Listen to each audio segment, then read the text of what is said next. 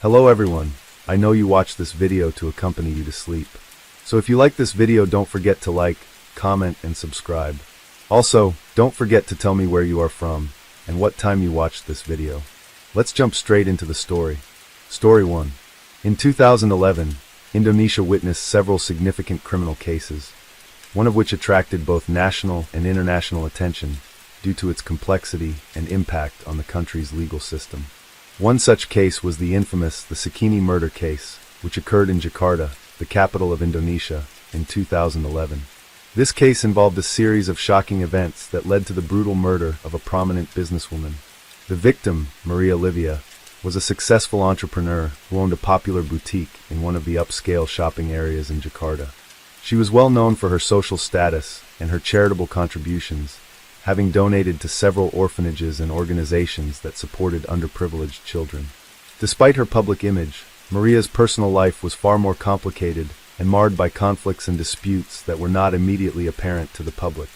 Maria Olivia was married to a businessman named Deus Satario, who was also well known within Jakarta's elite social circle. However, their marriage had been troubled for years, with allegations of infidelity and financial disputes surfacing periodically. The couple had a daughter, Deus Satario, who was a student at a private international school.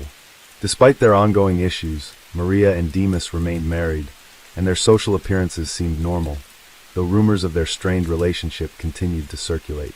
In the months leading up to the murder, several of Maria's close friends and colleagues noticed her becoming increasingly anxious and withdrawn. She had reportedly been receiving threatening phone calls and messages from an anonymous source, though she did not share much about it. Some believed that Maria was receiving these threats due to her business dealings, while others speculated that it could be related to her complicated marriage.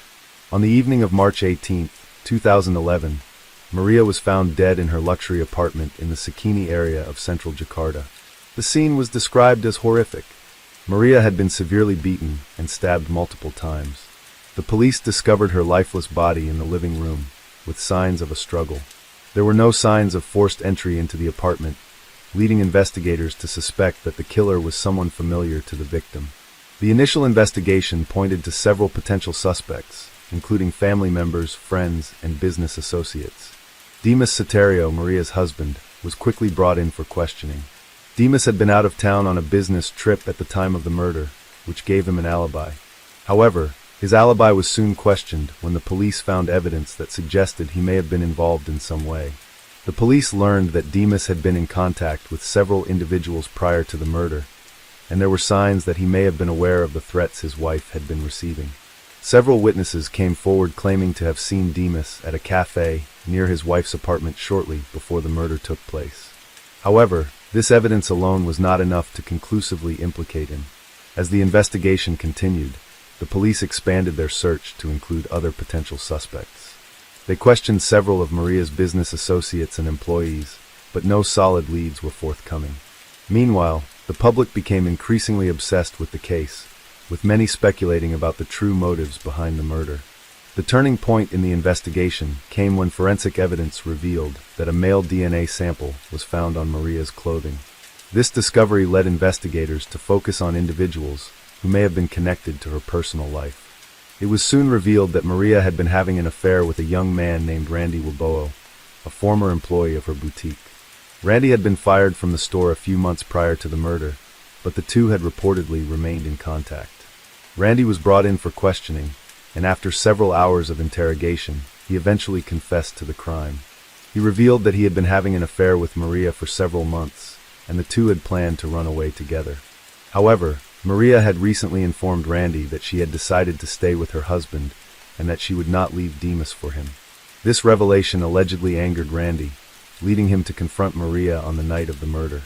According to Randy, the confrontation escalated when Maria refused to end her marriage, and in a fit of rage, he attacked her. He admitted to beating her with a blunt object before stabbing her multiple times.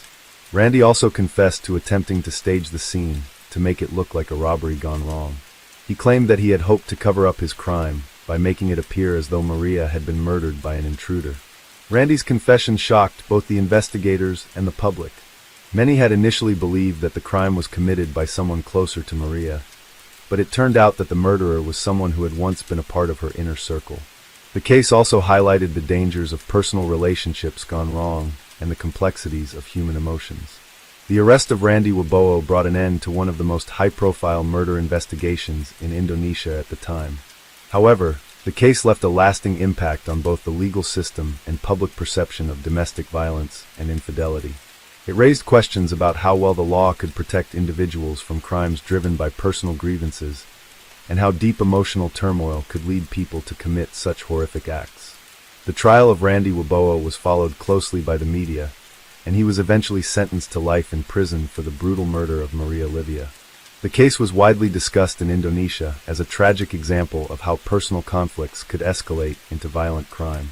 It also sparked conversations about the importance of addressing domestic issues before they spiral out of control, and about the role of law enforcement in preventing such crimes.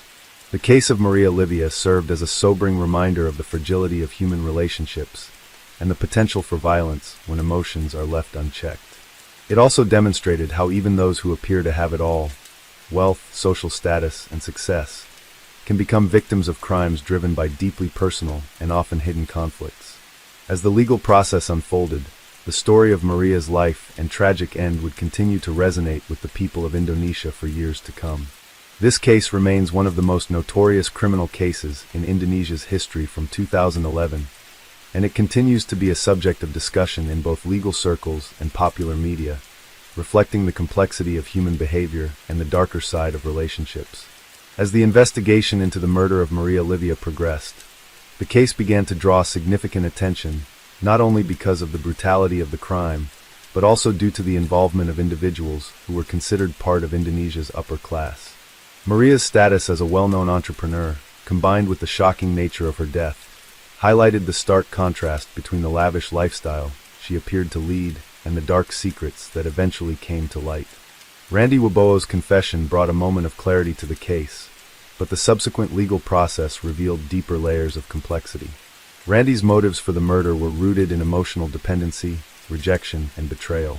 In his trial, Randy admitted that he had become obsessively attached to Maria, despite the fact that their relationship had been far from stable.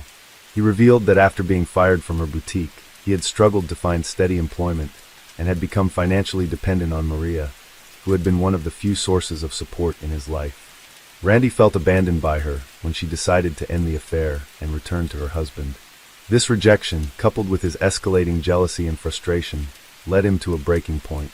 During the trial, Randy's defense lawyers attempted to argue that he had acted under a moment of intense emotional distress.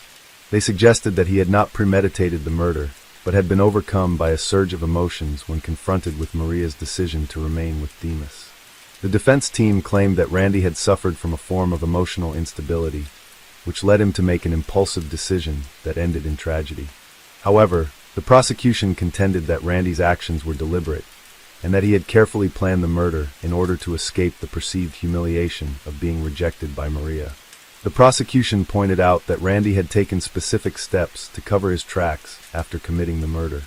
He had wiped down the crime scene in an attempt to remove any fingerprints, and he had tried to stage the scene as if a robbery had taken place. The fact that he had attempted to flee the scene immediately after the crime was further evidence of his intent to avoid capture. The prosecution also highlighted Randy's behavior leading up to the murder, including his obsessive monitoring of Maria's activities and his frequent messages and phone calls to her, which had been a source of distress for the victim. The public's reaction to the trial was mixed. Some were sympathetic toward Randy, understanding that his emotional attachment to Maria had likely clouded his judgment, while others were repulsed by the brutality of his actions and the way he had violated the trust of someone who had once cared for him. The case sparked a broader conversation about the dangers of unhealthy attachments and emotional manipulation in relationships. Many in the public questioned how a person who had once been close to Maria could so easily turn into her killer. Family and friends of Maria Olivia were devastated by the loss. In interviews and during the trial, they described Maria as a kind and generous person, someone who had always tried to help others. They spoke of her dedication to her daughter, Anita, and her drive to build a successful business that would secure a future for her family. Maria's close friend, Elisa Ganawan, who had known Maria for over a decade, spoke tearfully about how difficult it had been to come to terms with the loss. Elisa stated that Maria had always been a strong woman, yet her personal struggles had often been hidden behind her public persona. It was only in the months before the murder that Elisa had noticed Maria becoming more withdrawn, which made her worry about the difficulties Maria was facing in her marriage and personal life. The case was also a wake-up call for law enforcement regarding the prevalence of domestic issues, infidelity, and obsessive relationships within Indonesian society, especially among the urban elite. Many were shocked that someone from a high social class, with all the privileges that come with wealth and status, could fall victim to such a violent crime stemming from personal turmoil. It illustrated that these problems were not exclusive to any particular demographic and could happen to anyone, regardless of their outward appearances. The attention from the media only intensified as the trial unfolded, with various news outlets providing detailed reports about Randy's background, the dynamics of his relationship with Maria, and the details of his confession. The media coverage was relentless, with debates on whether Randy should be given a lighter sentence due to his emotional distress, or whether the severity of his crime warranted the maximum punishment. This media scrutiny was further amplified by public interest in the social dynamics of Maria's life and Randy's actions leading up to the murder. As the trial came to an end, the judge delivered a verdict that would make headlines across the country. Randy Wibowo was found guilty of first-degree murder, and he was sentenced to life in prison. While some members of the public and his defense team were disappointed by the sentence, believing that his emotional distress should have played a more significant role in determining his punishment, others felt that justice had been served. Randy's sentence was seen as a message that emotional turmoil, however deep, could never justify the taking of another person's life. In the aftermath of the trial, there was a growing call for more robust mental health support and counseling services in Indonesia, particularly for those who experienced emotional crises stemming from rejection or interpersonal conflicts.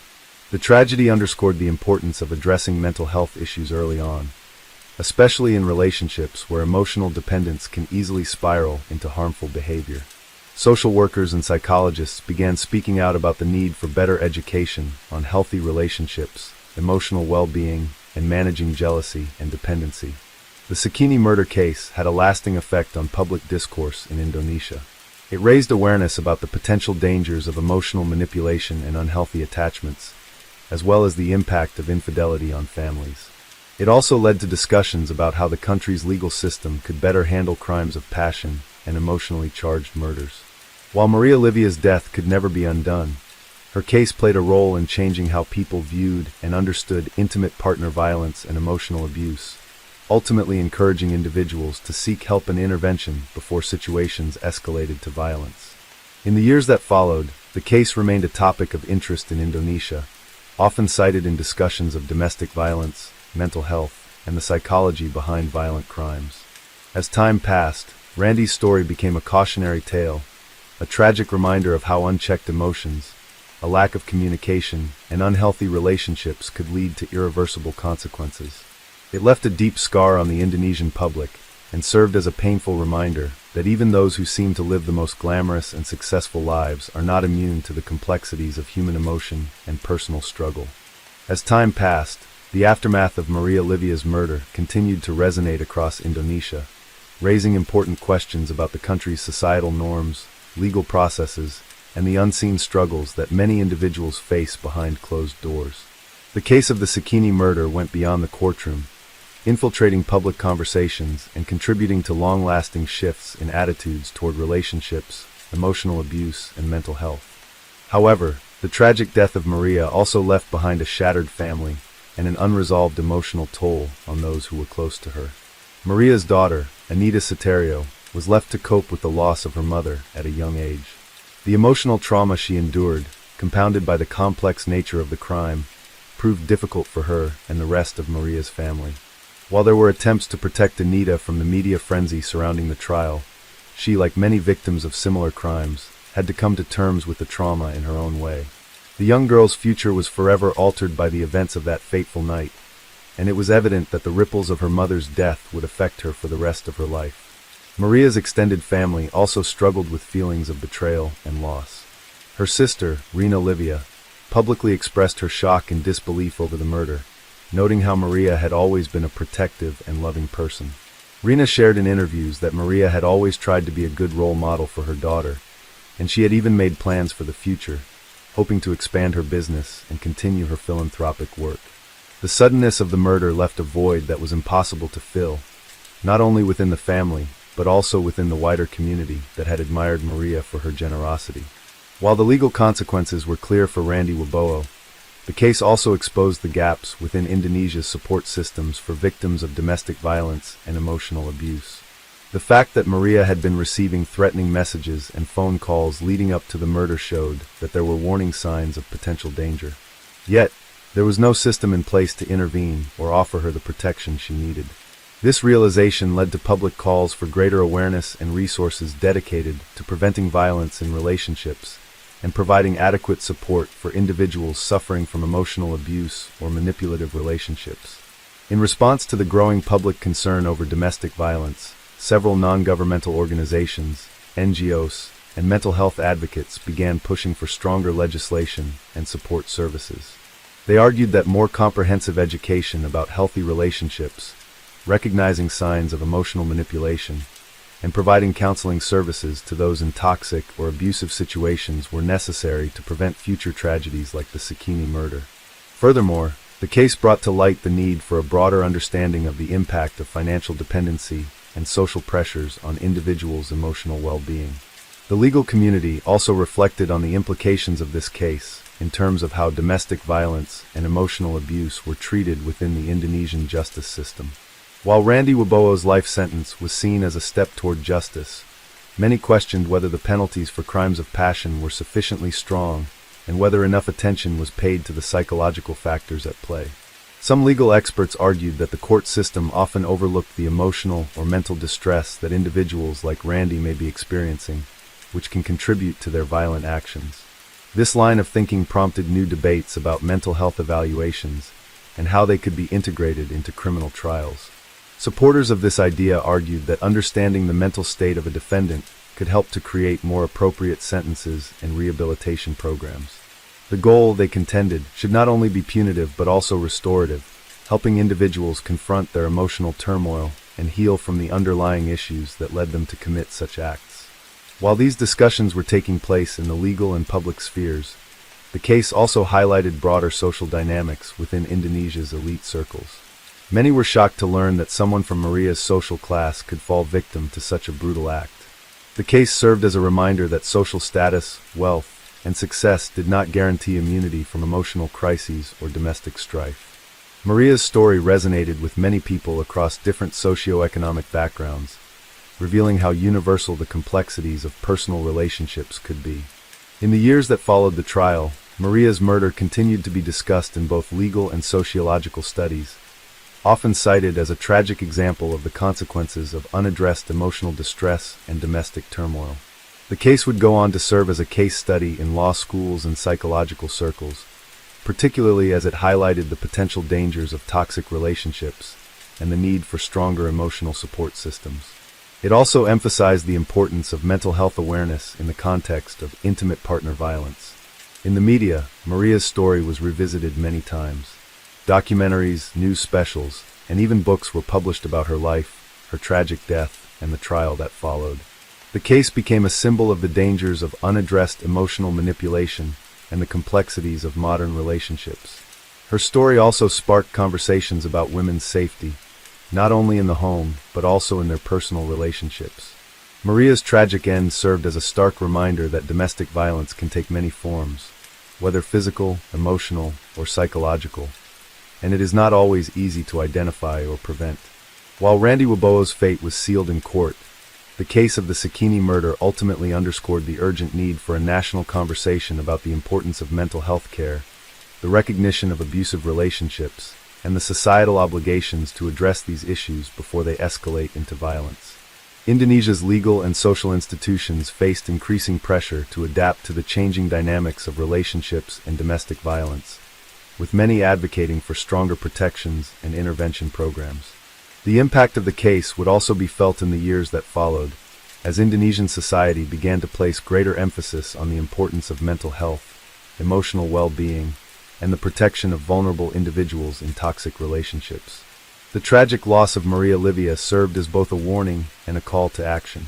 Though her death was a senseless tragedy, the lessons learned from her story would eventually play a role in shaping a more open, supportive, and aware society, one that no longer ignored the complexities of the human heart, but rather sought to understand and address them before they could destroy lives. Through this painful journey, the Sakini murder case became not only an essential chapter in Indonesia's criminal history, but also a catalyst for social change, opening the door for greater awareness of emotional abuse, mental health, and the dark undercurrents that sometimes exist in even the most outwardly perfect relationships. The story of Maria's life and death was no longer just about a brutal crime, but about the broader lessons it imparted on a society striving to confront the hidden struggles that can devastate lives in silence. Let's jump to next story. Story 2. In 2011, one of the most high-profile and tragic criminal cases that captured the attention of Indonesia was the Munir case. While the death of Munir Saidalib, an Indonesian human rights activist, occurred back in 2004, the subsequent investigations and legal battles carried on into 2011, revealing more complexities and contributing to the ongoing struggle for justice. Munir's case remained a deeply significant issue in Indonesia for years after his death, with public interest growing throughout the years as new revelations surfaced about the perpetrators and the possible involvement of government officials. Munir was well known for his tireless work in exposing human rights abuses, particularly those committed by the Indonesian military during the East Timor conflict in the late 1990s. He was the founder of Impartial, an organization that advocated for human rights and fought for accountability for those responsible for various violations. His advocacy for justice and truth made him a target of the state, and his murder was widely seen as an attempt to silence a powerful voice for human rights. On September 7, 2004, Munir boarded a Garuda Indonesia flight to Amsterdam to attend a meeting in Europe. However, he was never able to make it. During the flight, Munir fell ill and passed away. The cause of death was initially believed to be a heart attack, but upon closer examination, it was determined that Munir had been poisoned with arsenic. Arsenic poisoning is a slow and painful way to die. It disrupts the body's internal systems, causing organ failure and ultimately death. Munir's sudden and unexpected death was a shock to his family, friends, and colleagues. It didn't take long for suspicion to arise surrounding the cause of death. Many believe that Munir's death was not just a tragic accident, but a deliberate act to eliminate a vocal critic of the government and military. The news of Munir's death sparked widespread outrage in Indonesia and abroad. His supporters, human rights groups, and civil society organizations quickly began to demand an investigation into the circumstances surrounding his death. They were adamant that the Indonesian government, with its history of military control and corruption, had a hand in the murder.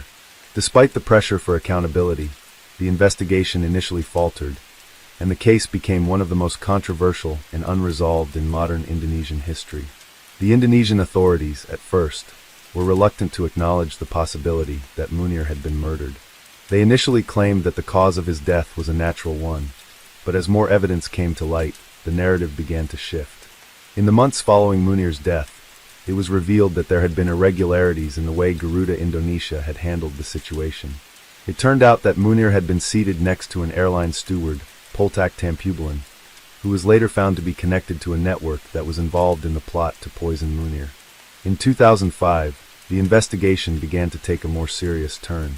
The authorities arrested Poltak Tampubulan, the flight attendant who was working on the flight during Munir's last trip. Tampubulan admitted during his questioning that he had been given a bottle of orange juice to deliver to Munir on the flight, but he claimed he did not know that it had been poisoned with arsenic. While he was initially considered a pawn in the crime, investigators soon began to suspect that the case was much larger than just a flight attendant's involvement. The investigation turned its focus to Garuda Indonesia, which raised more questions about the airline's role in the murder. It became apparent that several people within Garuda were complicit in the crime, and the investigation uncovered connections between the airline staff and individuals with close ties to the Indonesian government and military. In the early stages of the investigation, it seemed as though some individuals were trying to cover up the murder or mislead the authorities by creating false reports about the events leading to Munir's death. By 2006, the Indonesian police had arrested and charged Poltak Tampubulan along with a senior Garuda official, Indra Setiawan, who was suspected of being involved in orchestrating the murder. Setiawan was believed to have played a key role in setting up the conditions for Munir's poisoning. Both men were tried and convicted in 2008 for their roles in the murder. However, their convictions raised more questions than answers. The case was far from closed, and there was a growing sense of frustration within the Indonesian public over the slow pace of justice. Despite these convictions, many people felt that the true masterminds behind Munir's death had not been brought to justice. The lack of transparency in the investigation, coupled with the apparent failure to address the involvement of high-ranking officials, led to widespread skepticism. Activists, lawyers, and journalists continued to press for a full investigation and for the people who ordered the murder to be held accountable. In 2011, 7 years after Munir's death, the case took another unexpected turn. New evidence surfaced that implicated even higher-ranking officials within the Indonesian government and military.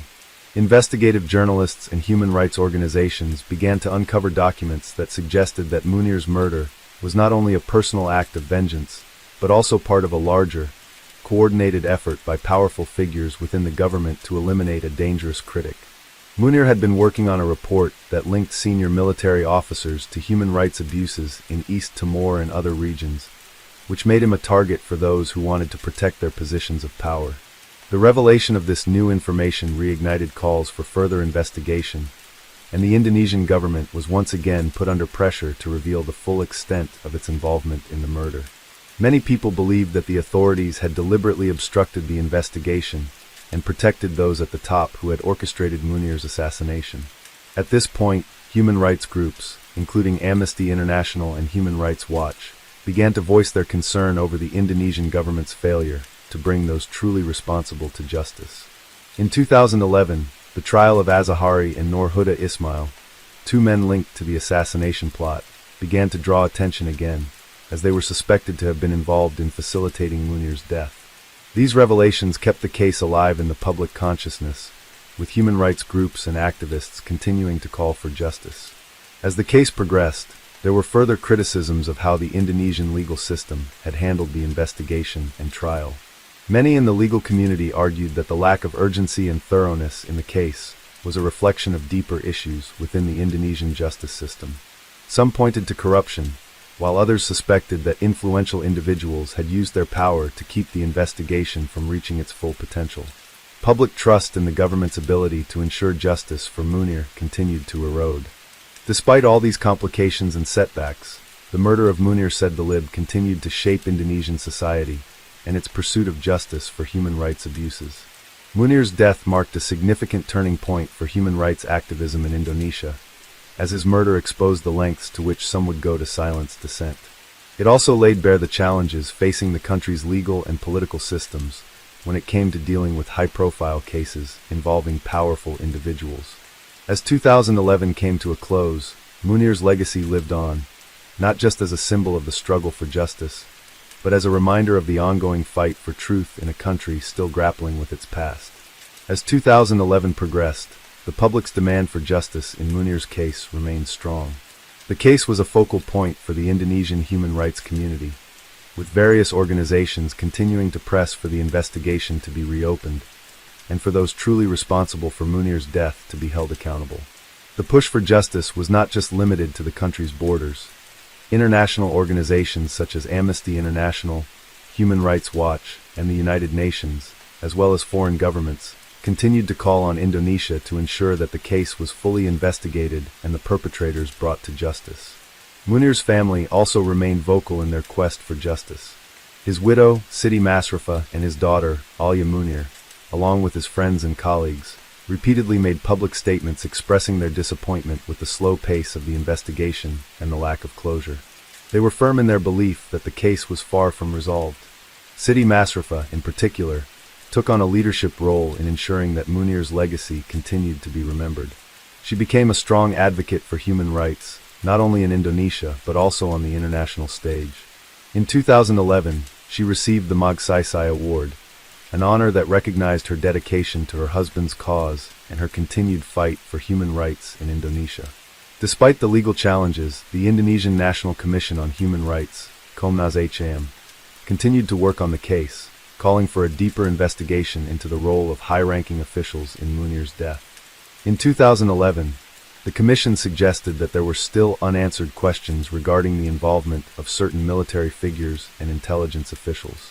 The commission's findings and recommendations were pivotal, as they suggested the existence of a covert operation designed to silence Munir due to his investigations into military atrocities in East Timor and his criticism of government policies.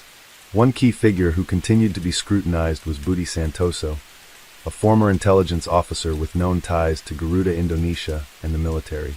Santoso's connection to the case was controversial, as some sources suggested that he was involved in planning and carrying out the murder, and may have had connections to higher levels of government. The evidence against Santoso was circumstantial but compelling. In 2011, his name resurfaced as new documents and testimonies suggested that he had played a role in the conspiracy. His involvement, if proven, would indicate that the murder of Munir was not just an isolated act, but part of a broader attempt to suppress dissent against the military and the government. Santoso, however, continued to deny any involvement in Munir's death.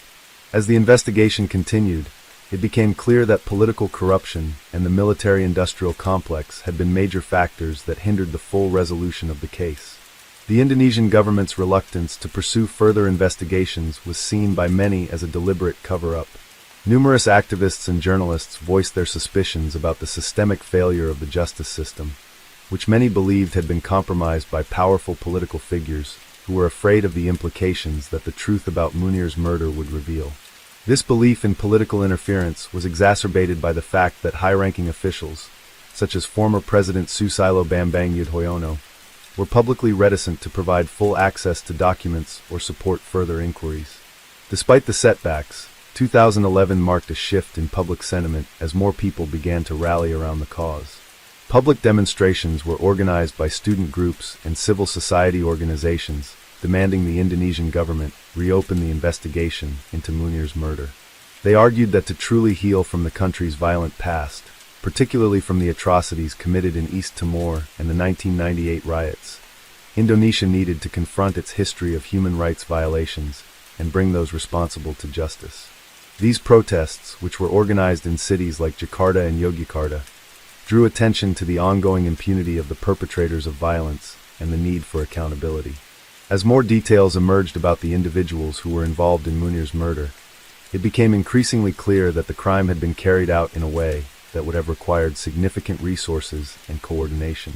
The people responsible for poisoning Munir were not acting alone, but as part of a network of individuals who sought to eliminate a voice of dissent. It was suggested that the murder had been planned for months before it was carried out, indicating that there had been a deliberate and calculated effort to silence Munir once and for all. Among those who were implicated in the crime was Haryadi, a man believed to have been an intermediary between the masterminds of the plot and the individuals within Garuda Indonesia who carried out the operation. Haryadi was linked to a group of individuals who had previously been associated with military intelligence, and there were rumors that he had been directly involved in both providing the arsenic and orchestrating the placement of the poisoned drink on the flight. While Haryadi was never formally charged with the crime, his name continued to appear in leaked documents and testimonies. The question of who ordered Munir's murder remained a key point of contention. In 2011, investigators and human rights groups began to speculate that the murder had been ordered at the highest levels of the Indonesian government. Some believed that the motivation behind the killing was not only Munir's activism, but also the growing threat he posed to those in power due to his investigation into military crimes. By 2011, there was a widespread belief that Munir's death had been politically motivated and that high-ranking figures within the military and intelligence agencies had ordered his murder in an effort to prevent him from exposing the government's dark secrets. Throughout the year, foreign governments and international human rights organizations continued to express their concern over the lack of accountability in the case. In particular, the United States, which had supported Indonesia during its transition to democracy, called on Indonesia to demonstrate its commitment to justice by fully investigating the case. The international community kept a close watch on the investigation, with hopes that it would signal Indonesia's willingness to confront past human rights abuses and to strengthen the rule of law in the country. By the end of 2011, the case of Munir's murder had not yet reached a conclusion. However, it had successfully kept the issue of human rights violations alive in public discourse. Munir's name continued to be honored by his supporters, and his family remained committed to seeking justice for his untimely death. The investigation into Munir's murder was far from over, but it served as a symbol of the ongoing struggle for accountability and human rights in Indonesia, a struggle that had only become more urgent as the country navigated its post-authoritarian era. The case of Munir Sedlib proved that the fight for justice was not always easy, but it was a fight worth pursuing, one that could ultimately bring about change in a society that was still healing from its past. As the years passed, the demand for justice in the Munir case persisted, but progress remained slow. By 2011, there was growing frustration within both Indonesia and the international community regarding the continued lack of accountability for those behind Munir's murder. The case was emblematic of the wider issue of human rights abuses in Indonesia, which had remained largely unaddressed since the end of the Suharto regime.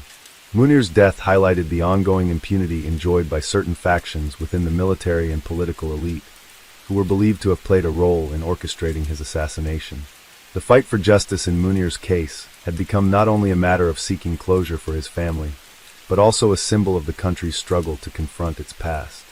In Indonesia, civil society groups, activists, and lawyers continued to lead the charge in advocating for accountability.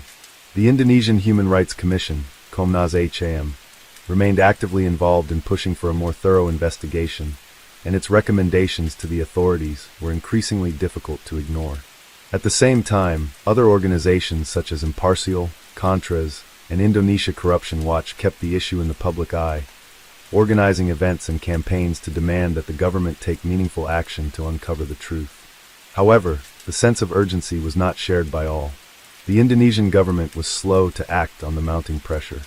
Political realities and ongoing resistance from powerful figures within the military and intelligence services continued to stall any substantial progress. Many believed that these powerful entities were deliberately obstructing the investigation to prevent a deeper probe into the military's role in the country's human rights abuses, especially during the East Timor conflict and the events surrounding the 1998 student protests that led to the downfall of the Suharto regime. In the face of this stagnation, Munir's family remained determined to keep his memory alive. His widow, Siti Masrifa, and their daughter, Alia Munir, continued to be outspoken in their calls for justice. Siti Masrifa dedicated much of her life to continuing her husband's legacy and advocating for human rights in Indonesia. She founded the Munir Foundation, which aimed to honor her husband's life and work while continuing the fight for justice in his case. She also began to speak internationally, urging foreign governments to apply pressure on Indonesia to address its human rights record and to ensure that Munir's murder was not forgotten. Throughout 2011, Siti Masrifa became an increasingly prominent figure in human rights circles, attending international human rights conferences and receiving recognition for her perseverance and courage. She was also invited to speak at various international events, including meetings with foreign diplomats, where she highlighted the ongoing injustice faced by her family and the failure of the Indonesian government to fully investigate her husband's death. Despite these efforts, the official response from the Indonesian government remained tepid. President Susilo Bambang Yudhoyono, who had been in power since 2004, had made public commitments to address human rights abuses, but his administration's failure to act decisively in Munir's case revealed the deep-rooted issues of political influence and corruption within the government. Many human rights advocates pointed out that the case exposed the reluctance of Indonesia's political leadership to confront its history of state-sponsored violence and cover-ups. International pressure also grew as the world watched Indonesia's handling of the case. Foreign governments, particularly those in Europe and the United States, had long been critical of the Indonesian government's failure to provide justice for Munir. In 2011, the European Union and United States reiterated their calls for a thorough investigation and accountability, demanding that Indonesia ensure that human rights violations were addressed and that those responsible for Munir's murder were held accountable. In parallel, there was growing attention on the role of the media in keeping Munir's case alive. Journalists in Indonesia and abroad played a crucial role in investigating and reporting on the developments in the case, even as it became clear that some officials were attempting to suppress the truth. Investigative journalists uncovered new details about the alleged involvement of military officials, intelligence officers, and other government figures in the plot to murder Munir. These revelations, though not always officially confirmed, further fueled public outrage and kept the case in the spotlight. Independent media outlets such as Tempo, the Jakarta Post, and Compass were instrumental in exposing these new findings and raising awareness about the flaws in the investigation. By the end of 2011, Munir's murder had become a rallying cry for those seeking justice for past human rights violations in Indonesia. His case was increasingly viewed as a litmus test for the country's commitment to upholding democratic values, the rule of law, and human rights. The fight for justice for Munir, a man whose work had exposed the harsh realities of Indonesia's military operations, was also about ensuring that the nation did not forget the victims of state violence and corruption. Even though many key figures remained free, and the investigation continued to face numerous hurdles, there were moments of progress. In 2011, the Indonesian National Police launched new efforts to re-examine the case, though it was unclear whether these efforts would result in new charges or significant breakthroughs. The police began to focus on those who might have been complicit in the wider conspiracy to eliminate Munir, as well as the individuals who had provided logistical support in carrying out the crime. It was hoped that these efforts would eventually shed light on the higher-level figures behind the murder. The legacy of Munir also began to evolve throughout 2011, as more and more Indonesians began to embrace his story. His life and work became synonymous with the struggle for human rights in Indonesia. Schools, universities, and various institutions began to hold seminars and events dedicated to his memory. He became a symbol not just of resistance to oppression, but also of the hope for a more just and transparent Indonesia. While the full truth about Munir's murder had not yet been revealed, it was clear that his death had sparked a movement that would not be easily silenced. Munir's tragic fate served as a powerful reminder of the cost of speaking out against the abuses of the powerful. It also acted as a call to action for all Indonesians, urging them to continue fighting for justice in the face of powerful opposition. The struggle for Munir's justice was far from over, but as long as his legacy lived on, so too would the fight for truth, accountability, and human rights in Indonesia. The case of Munir Said Bilib, as of 2011, had not only become a key moment in Indonesian criminal history, but it also set a precedent for the ongoing struggle for justice in the face of state-sponsored impunity. The effort to expose the truth behind Munir's death was symbolic of Indonesia's broader need to confront its dark history and ensure that the atrocities of the past were not repeated.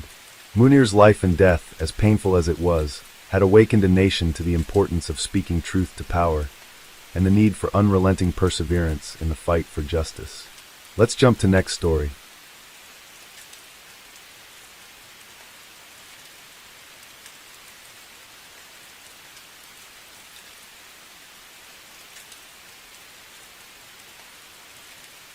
Story 3. One of the most notorious criminal cases that shocked Indonesia in 2012 was the murder of Angeline, a young girl from Bali. This case not only exposed a dark chapter of child abuse and violence, but also led to widespread national outrage and highlighted serious flaws in the Indonesian legal and social systems. The incident captured the attention of the public, media, and human rights organizations alike, becoming a focal point in the fight against child abuse in the country. Angeline was an 8-year-old girl who lived in Denpasar, the capital of Bali. She was adopted by a couple, Maid Ardiati and her husband Ketut Jaya. Angeline's biological mother had given her up when she was just a baby, and the couple had been raising her ever since. According to early reports, Angeline's adoption was supposed to provide her with a safe and loving home. Unfortunately, it turned out to be a tragic nightmare. In May 2015, Angeline's disappearance sparked immediate concern. Her adoptive mother, Ardiati, claimed that the young girl had gone missing from their house, prompting a police investigation. What initially seemed like a case of a missing child soon turned into something far more sinister. The police discovered disturbing inconsistencies in Ardiati's account of the events and began to dig deeper into her background and the household situation. The investigation revealed that Angeline had been subjected to extreme physical abuse and neglect over a long period of time. Neighbors reported hearing loud noises from the house, and some even claimed to have seen signs of injuries on Angeline's body in the days leading up to her disappearance. Investigators soon discovered that Angeline had been kept in isolated conditions, locked in a room, and frequently beaten by her adoptive mother. The signs of torture and abuse were clear and shocking. The case became even more disturbing when police learned of the extent of the abuse that Angeline had suffered. Ardiati was found to have not only physically abused the young girl, but had also allegedly tortured her emotionally and psychologically. There were reports that Angeline had been forced to sleep in a small, windowless room, deprived of food and water for extended periods, and subjected to physical punishments for the smallest infractions. Ardiati's behavior seemed to have been not just cruel, but methodical, with the young girl's suffering being a part of the daily routine in the household. Soon after Angeline was reported missing, the police expanded their investigation. They began questioning everyone who might have information about her disappearance, including neighbors, friends, and relatives. Angeline's biological mother was also interviewed, and it was revealed that she had been unaware of the abuse taking place in the home. She expressed deep shock and disbelief when she learned about the condition her daughter had been in. It was clear that, despite being adopted by a seemingly stable family, Angeline had endured unimaginable hardships. After days of investigation, the authorities were able to piece together the truth behind Angeline's death. It was uncovered that Angeline had been killed by her adoptive mother, Maid Ardiati, in an act of rage and frustration. Ardiati admitted to having beaten Angeline to death, and then hiding her body in a shallow grave in the yard of their house. The abuse had reportedly escalated to a point where Ardiati lost control and murdered Angeline in a fit of anger.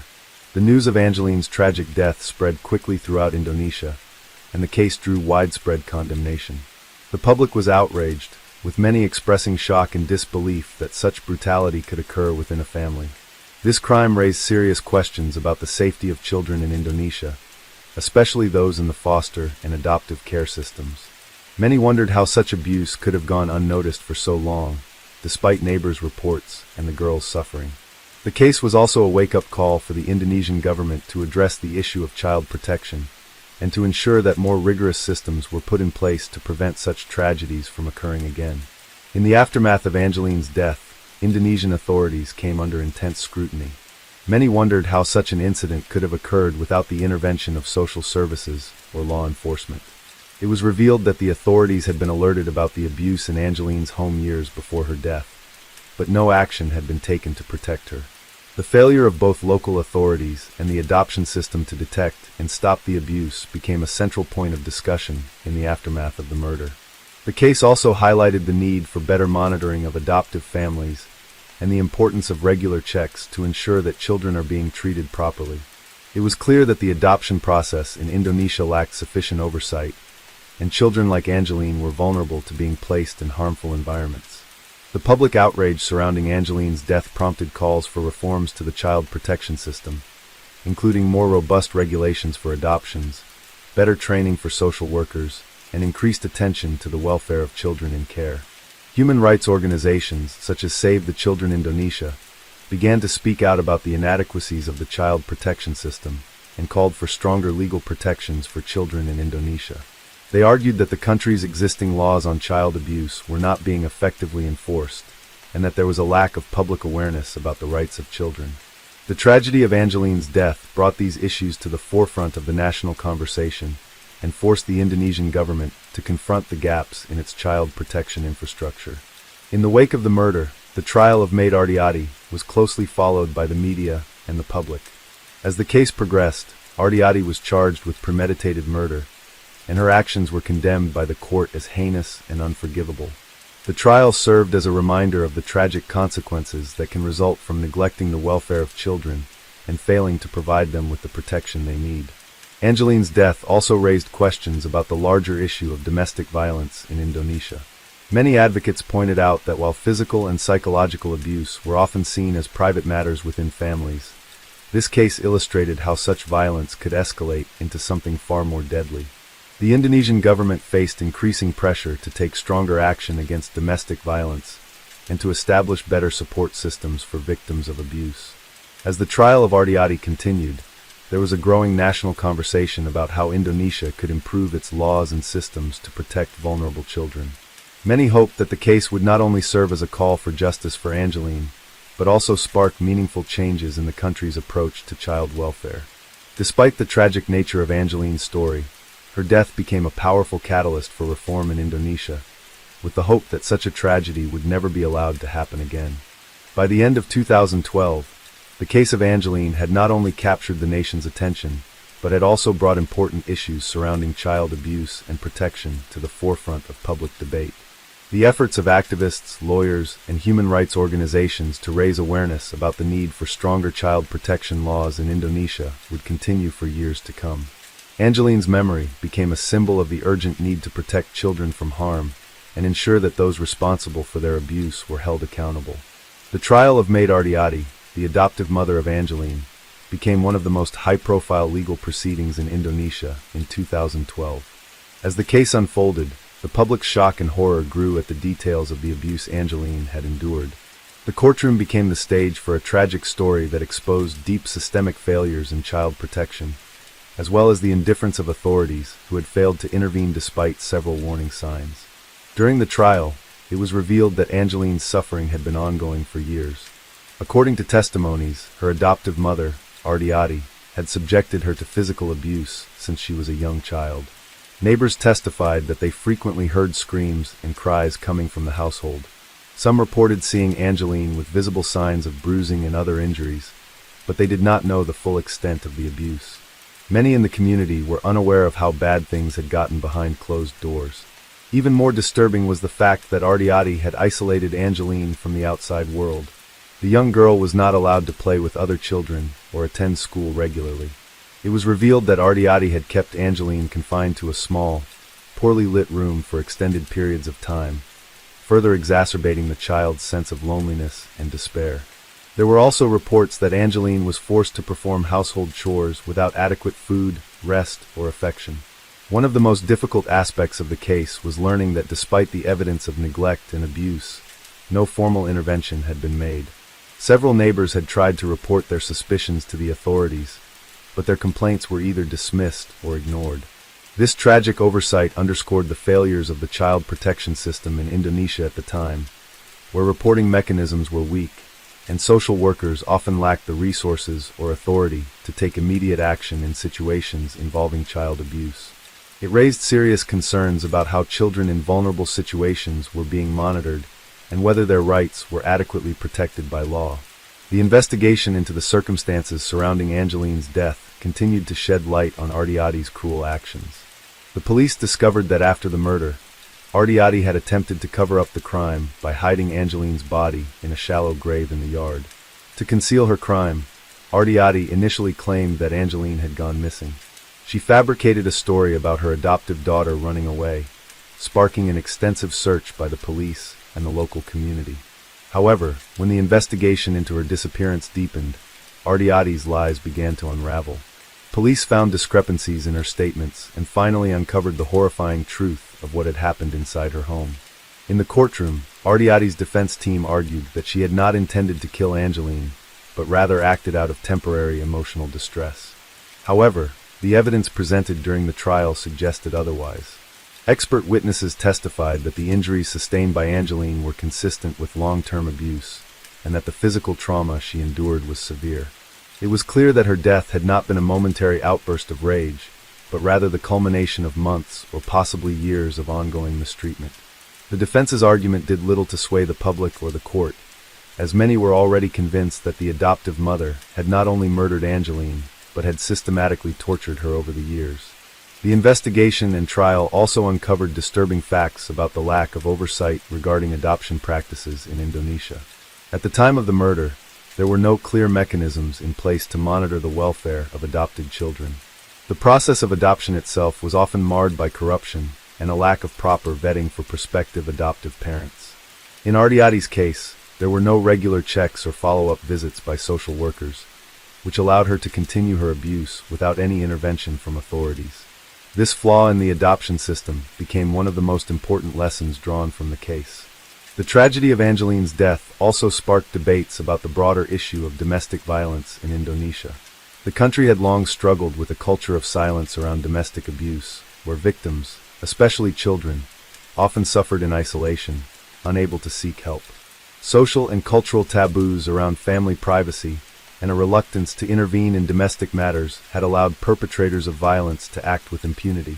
In Angeline's case, the combination of poor social services, ineffective law enforcement, and a culture of non-interference allowed her adoptive mother to continue her abuse unchecked until it was too late.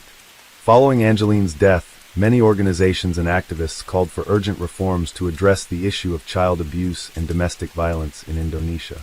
Groups such as Komnas Perempuan, National Commission on Violence Against Women, and Save the Children Indonesia became prominent advocates for better laws and better implementation of those laws to protect children. They called for the government to strengthen child protection systems and to ensure that the welfare of children was a top priority.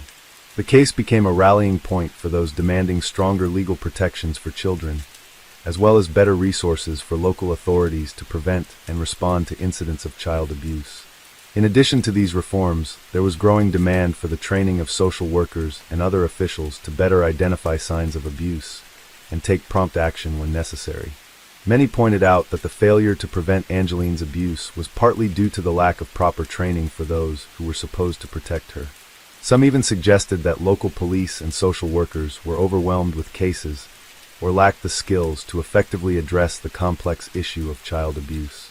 Angeline's case was also an important turning point in the Indonesian public's awareness of the country's child welfare issues. Media coverage of the trial and the gruesome details of her life and death led to public outcry. The case was widely reported in newspapers, on television, and on social media, sparking a national conversation about the need for greater child protection. The discussions around Angeline's murder became a catalyst for the government to reconsider its approach to child welfare. As the trial drew to a close, the verdict brought some sense of justice to those who had followed the case closely. Maid Ardiati was found guilty of premeditated murder and sentenced to life imprisonment. While the sentence was seen as a form of justice for Angeline, it could not undo the harm she had suffered or bring back the young girl's life. The case remained a painful reminder of the vulnerability of children in Indonesia and the urgent need for systemic changes to prevent such a tragedy from happening again. In the aftermath of the trial, calls for a national child protection policy intensified. Many believed that the government needed to take immediate action to overhaul Indonesia's child welfare laws and practices to ensure that future cases of abuse would not go unnoticed. The case of Angeline had exposed the harsh reality that many children were not safe in their homes, even when they were placed in adoptive families. The tragedy would continue to serve as a painful reminder of the work that still needed to be done to safeguard the rights and well-being of Indonesia's children. As 2012 came to a close, the impact of Angeline's case continued to resonate throughout the country. The public's anger over the brutality of her murder and the failures of the child protection system resulted in calls for nationwide reforms that would hopefully prevent such a tragedy from repeating itself. It was a moment of reckoning for Indonesia, one that highlighted the need to protect its most vulnerable citizens, the children, from abuse, neglect, and violence. As 2012 came to a close, the murder of Angeline remained an emblematic case that spurred calls for urgent reforms in Indonesia's child protection system. The country, deeply shaken by the brutality of the crime, found itself confronting its deeply ingrained issues regarding child welfare, adoption procedures, and domestic violence. While the trial of Maid Ardiati, Angeline's adoptive mother, had ended with a conviction, it was clear that Angeline's death had exposed larger systemic issues that demanded serious attention. The outrage surrounding Angeline's case gave momentum to long-standing demands for the strengthening of child protection laws and the creation of a more effective and accessible child welfare infrastructure. In the wake of the trial, the public, along with non-governmental organizations, NGOs, human rights advocates, and child protection agencies, began to push the government for substantial policy changes. Many argued that the Indonesian government needed to implement stronger regulations on adoption procedures, better monitoring of adoptive families, and more thorough vetting of adoptive parents. Angeline's case was a stark reminder that the state had failed to ensure that children placed in adoptive families were not subjected to abuse. One of the most significant conversations to emerge from Angeline's murder was the need to improve the training and accountability of social workers and local authorities involved in child protection. Several experts pointed out that the social workers, who were supposed to be monitoring the welfare of adopted children, were not adequately trained to recognize signs of abuse or intervene in situations of neglect. In Angeline's case, the warnings from neighbors and even prior complaints had gone unnoticed by authorities, underscoring the need for a more proactive and efficient response system. Activists and advocates called for better resourced and well-trained social services to identify cases of abuse early and prevent the escalation of violence. Furthermore, the case exposed the lack of a national, standardized approach to child welfare in Indonesia. Local governments in different regions had varying levels of capacity and commitment when it came to child protection, and this lack of consistency meant that children living in different parts of the country faced vastly different standards of care and protection. Many regions lacked sufficient social workers, and the legal infrastructure designed to protect children was often underfunded and overburdened. In Angeline's case, these gaps had allowed the abuse to go unnoticed for far too long, ultimately resulting in her tragic death. Child protection, many argued, needed to become a national priority, with a concerted effort to improve coordination among various governmental agencies and civil society organizations. On a societal level, the case also sparked a shift in public attitudes regarding domestic violence and child abuse. Historically, Indonesia had operated with a culture of silence when it came to family matters, with many individuals reluctant to interfere in situations involving domestic abuse, especially in private homes. Angeline's case served as a wake-up call for the public that the silence around domestic violence and child abuse must end. The media played an essential role in shining a spotlight on the issue, with extensive coverage of the trial and investigation that helped raise awareness of the extent of the problem. The case revealed how cultural norms and the reluctance to intervene in family matters could enable child abuse to persist, sometimes unnoticed for years. In the aftermath of the trial, public discussions became centered not only on the brutal death of Angeline, but also on the psychological and emotional toll that such abuse takes on children. The horrific nature of her suffering highlighted how abuse, especially when it occurs over extended periods, can cause irreparable damage to a child's mental health. Many experts pointed out that the abuse Angeline endured before her death would have had long-lasting effects on her emotional well-being, regardless of whether or not she survived. This brought attention to the need for more comprehensive support for child victims of abuse, including mental health care, and the importance of ensuring that children had access to support networks outside of their families. The case also prompted greater scrutiny of adoption laws in Indonesia. It became clear that the adoption process was inadequate, with no standardized oversight or post-adoption checks to ensure the safety of children. Although there are legal guidelines in place for adoption in Indonesia, the system lacked the necessary oversight to prevent abuse from occurring in adoptive homes. NGOs and child rights activists began advocating for the government to reform the adoption process, emphasizing the need for thorough background checks of potential adoptive parents and home visits after adoption to ensure that the child was being well treated. Many called for independent monitoring bodies to oversee the adoption process and prevent children from being placed in harmful environments. As the case progressed, it became clear that Angeline's story was part of a larger pattern of systemic failures in Indonesia regarding child welfare. Child protection policies were often not enforced, and public awareness of children's rights was limited.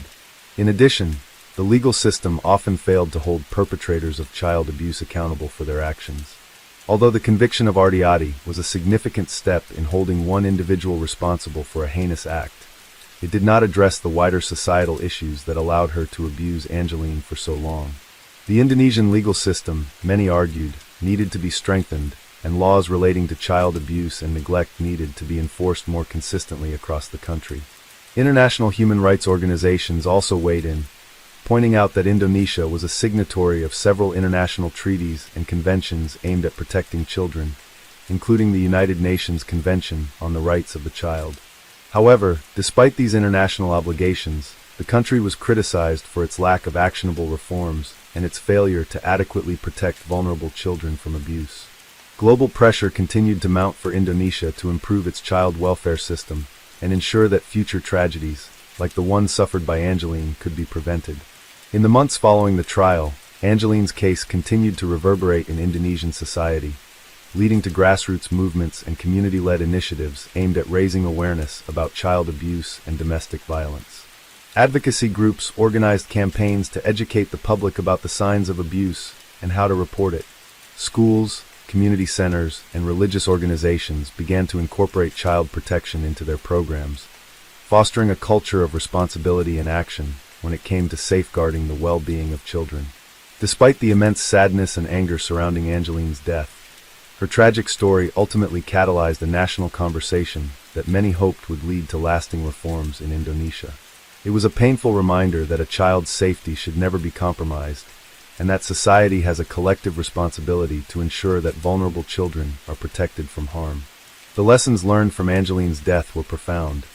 A stronger, more responsive child protection system, better oversight of adoptive families, more thorough investigations into child abuse, and a society that is willing to speak out when it witnesses injustice.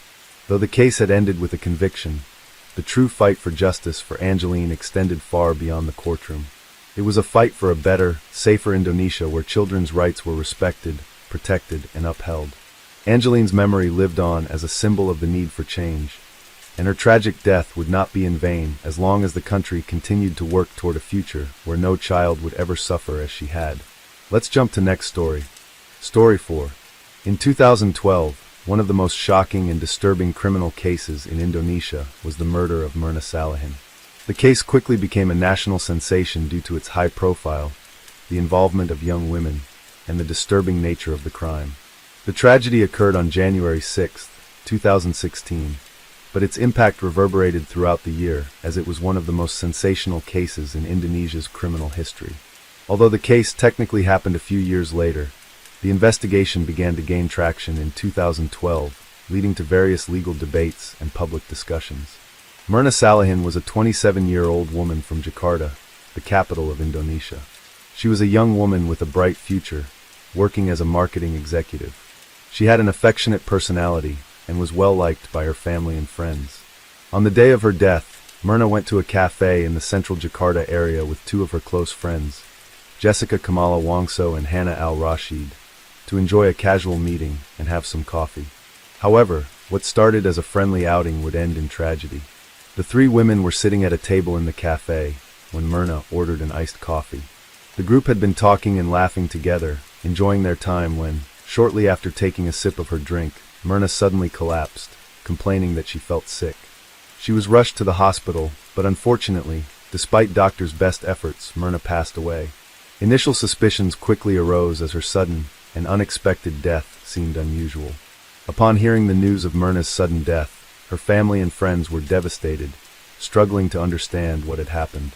In the days following her passing, an autopsy was performed, and toxicology tests revealed that the cause of death was poisoning. Specifically, the toxic substance cyanide was found in her body. Cyanide is a deadly poison, and its presence raised serious concerns. It became clear that Myrna's death had not been a natural occurrence. She had been intentionally poisoned. The police quickly began to investigate the case, with suspicions falling on Myrna's friends, Jessica and Hannah, who had been with her at the cafe. The investigation focused on the iced coffee Myrna had consumed just before her sudden collapse. Initially, the authorities questioned whether Myrna's death was accidental or if there was foul play involved. However, as the investigation continued, evidence emerged suggesting that someone close to Myrna might have been responsible for the crime. The case gained significant media attention because of the mystery surrounding the motive for the murder. On the surface, it appeared that Myrna and Jessica had been close friends for years, with no obvious signs of tension or conflict between them. The public, however, was not yet ready to make any conclusions, and the investigation continued. As police delved deeper into Jessica's background, they discovered a more complex picture. They found that Jessica had been living in Australia for several years before returning to Indonesia. She was known to have a somewhat tumultuous personal life and had faced challenges in her career. The investigators soon discovered that Jessica had been in a relationship with a man who had been involved in some legal and financial issues.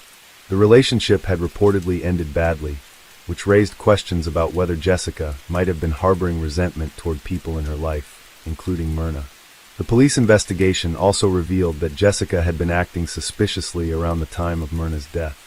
Surveillance footage from the cafe showed Jessica behaving unusually, particularly when it came to her handling of the iced coffee drink that Myrna had consumed.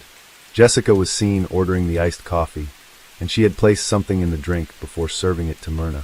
At this point, the investigators suspected foul play and focused their attention on Jessica. As the investigation advanced, Jessica was brought in for questioning. She initially denied any involvement in Myrna's death, but the evidence against her began to build. The forensic experts who examined the case discovered that cyanide had been carefully administered in a way that suggested it was done intentionally. The amount of cyanide found in the coffee was enough to be fatal, and it was clear that Myrna had ingested the poison unknowingly. Despite the mounting evidence, Jessica continued to maintain her innocence. She claimed that she had no idea that her friend had been poisoned and denied adding any substances to the drink. However, her behavior throughout the investigation was seen as suspicious by many, especially when it was discovered that she had researched the effects of cyanide online prior to the incident. She had searched for information about how cyanide could be administered and how it could be used to harm someone, which seemed to support the idea that she had planned the murder in advance. The police also discovered that Jessica had a history of disputes with Myrna. It was revealed that there had been tensions between the two women in the months leading up to Myrna's death. One of the key revelations during the investigation was that Jessica had become jealous of Myrna's success and personal life. Myrna had been in a loving relationship and was seen as more successful in her career, which allegedly fueled feelings of envy and resentment in Jessica. Some people close to Jessica said that she had expressed her frustrations about Myrna on several occasions, although there were no clear indications that Jessica intended to harm her. The evidence against Jessica started to mount, and in 2016, she was officially charged with premeditated murder. As the trial progressed, the case continued to captivate the Indonesian public, with people closely following every development. Jessica's actions in the cafe, her internet searches on cyanide, and her strained relationship with Myrna were all presented as part of the prosecution's case. The trial became a media spectacle, and people were shocked by the allegations that one friend could murder another in such a cold and calculated way. At trial, the prosecution argued that Jessica had intentionally poisoned Myrna in a fit of jealousy and anger. They presented evidence that suggested Jessica had planned the murder, taking deliberate steps to ensure that Myrna drank the coffee with the lethal substance. The defense, on the other hand, claimed that Jessica was innocent and that the death of Myrna was purely accidental. They pointed to the lack of direct evidence linking Jessica to the actual act of poisoning and argued that the case was based on circumstantial evidence. As the trial continued, the public remained divided over Jessica's guilt or innocence. Some people believed that Jessica was innocent and that the evidence was not strong enough to convict her. Others, however, were convinced that Jessica had intentionally taken her friend's life out of jealousy and personal grievances. The outcome of the case seemed uncertain, but the evidence of cyanide poisoning, Jessica's behavior, and the history of conflict between the two women made it increasingly likely that the court would reach a conviction. The Myrna Salihin case became one of the most notorious and widely discussed criminal cases in Indonesia, and it raised important questions about friendship, jealousy, and the darkness that can sometimes lie beneath seemingly innocent relationships. It also highlighted the role of modern forensic science in solving complex criminal cases. With the cyanide poisoning at the heart of the crime, the case underscored the dangers of easily accessible but deadly substances, and how people with ill intentions could use such substances to commit murder. The case would have far-reaching consequences for Indonesia, sparking debates about the need for stronger laws surrounding toxic substances, and whether there should be tighter controls on chemicals like cyanide that could be easily acquired and misused. Public interest in the case remained high throughout 2016, and it continued to be a topic of intense discussion until its eventual conclusion in court. The trial of Jessica Kamala Wongso for the murder of Myrna Salihin began in earnest in 2016, but the media had already extensively covered the case since Myrna's death in 2016, keeping the public engaged and divided on the matter. As the proceedings unfolded, many were left wondering what could drive someone to commit such a shocking act of violence against a close friend. The prosecution's case was based on circumstantial evidence and expert testimony, while the defense sought to cast doubt on whether Jessica was truly responsible for the death. One of the most pivotal pieces of evidence in the case was the presence of cyanide in Myrna's iced coffee, which had been carefully and precisely administered. Toxicology reports confirmed that cyanide poisoning had caused Myrna's sudden death. The amount of cyanide found in her system was lethal, and experts testified that it would have taken only a small quantity of the substance to cause her death. The investigation revealed that the poison had been introduced into the drink before it was handed to Myrna, and it was suggested that Jessica, who had ordered the coffee for her friend, could have had the motive and opportunity to administer the fatal dose. In addition to the toxicology reports, the police also examined surveillance footage from the cafe where the tragic event occurred. The footage showed Jessica acting suspiciously before Myrna took the fatal sip of her drink. The video clearly depicted Jessica adding something to the iced coffee. Although the camera did not capture the exact moment of poisoning, the context of Jessica's actions was critical to the prosecution's theory that she had intentionally poisoned the drink. The footage raised many questions about Jessica's behavior, especially as it appeared to show her carefully ensuring that Myrna would drink from the poisoned cup. The key piece of evidence, however, was Jessica's own behavior and statements in the days and weeks leading up to the incident. Investigators discovered that Jessica had searched online for information about cyanide, how it worked, and its effects on the body. This research suggested premeditation and planning, which was crucial for the prosecution to prove that Jessica had intentionally poisoned Myrna. The fact that Jessica had the knowledge and understanding of how cyanide worked was troubling to many, as it indicated that the death was not a spur-of-the-moment accident, but rather the result of a calculated act of malice. As the trial progressed, witness testimony began to provide further insight into the strained relationship between Jessica and Myrna. Several friends and acquaintances testified that there had been tension between the two women in the months leading up to Myrna's death. Some witnesses claimed that Jessica had expressed jealousy toward Myrna, particularly because of Myrna's personal life and success. Jessica was reportedly unhappy with how Myrna had moved on with her life, while she herself struggled with personal issues. Friends of the two women revealed that Jessica had been upset when Myrna's career seemed to be flourishing, and some close friends mentioned that Jessica had even made negative comments about Myrna's relationship and happiness. The defense team, however, worked hard to challenge the evidence presented by the prosecution. They argued that the circumstantial evidence, surveillance footage, online searches, and statements did not conclusively prove that Jessica had poisoned Myrna. The defense team pointed out that there was no direct evidence of Jessica physically administering the poison into Myrna's drink. They emphasized that the presence of cyanide in Myrna's system could have been the result of an accident or a mistake, suggesting that the death might have been an unintended consequence. Jessica's legal team also suggested that the death might have been caused by a third party, someone unknown who could have poisoned the coffee before it was brought to the table. They also attempted to discredit the credibility of some of the witnesses, arguing that their testimony was inconsistent and unreliable. Despite these arguments, the prosecution's case painted a picture of a carefully planned crime carried out with a clear motive. The prosecutors argued that Jessica's envy and anger toward Myrna were powerful enough to lead to her planning and executing the murder. They also stressed that Jessica's calm demeanor in the aftermath of the incident was telling. After Myrna collapsed and was rushed to the hospital, Jessica's behavior did not reflect the shock or distress one might expect from someone who had just witnessed the death of a close friend. Instead, she appeared composed and even went about her day as if nothing had happened.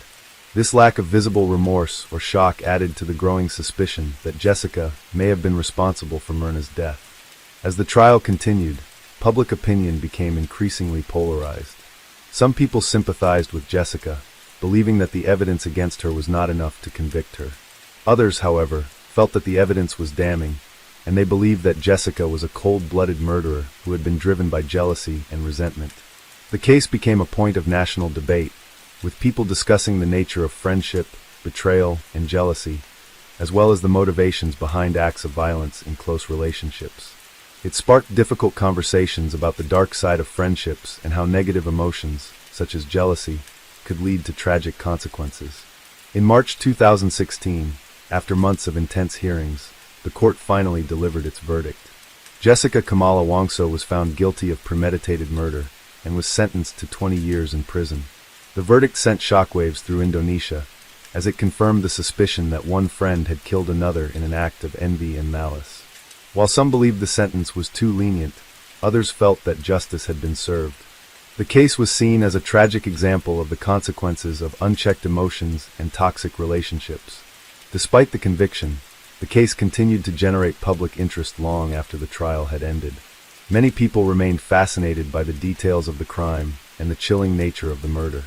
The idea that someone could commit such a heinous act against a close friend was deeply unsettling, and the case raised important questions about the nature of human relationships, the role of emotions in violence, and the potential dangers of untreated psychological issues.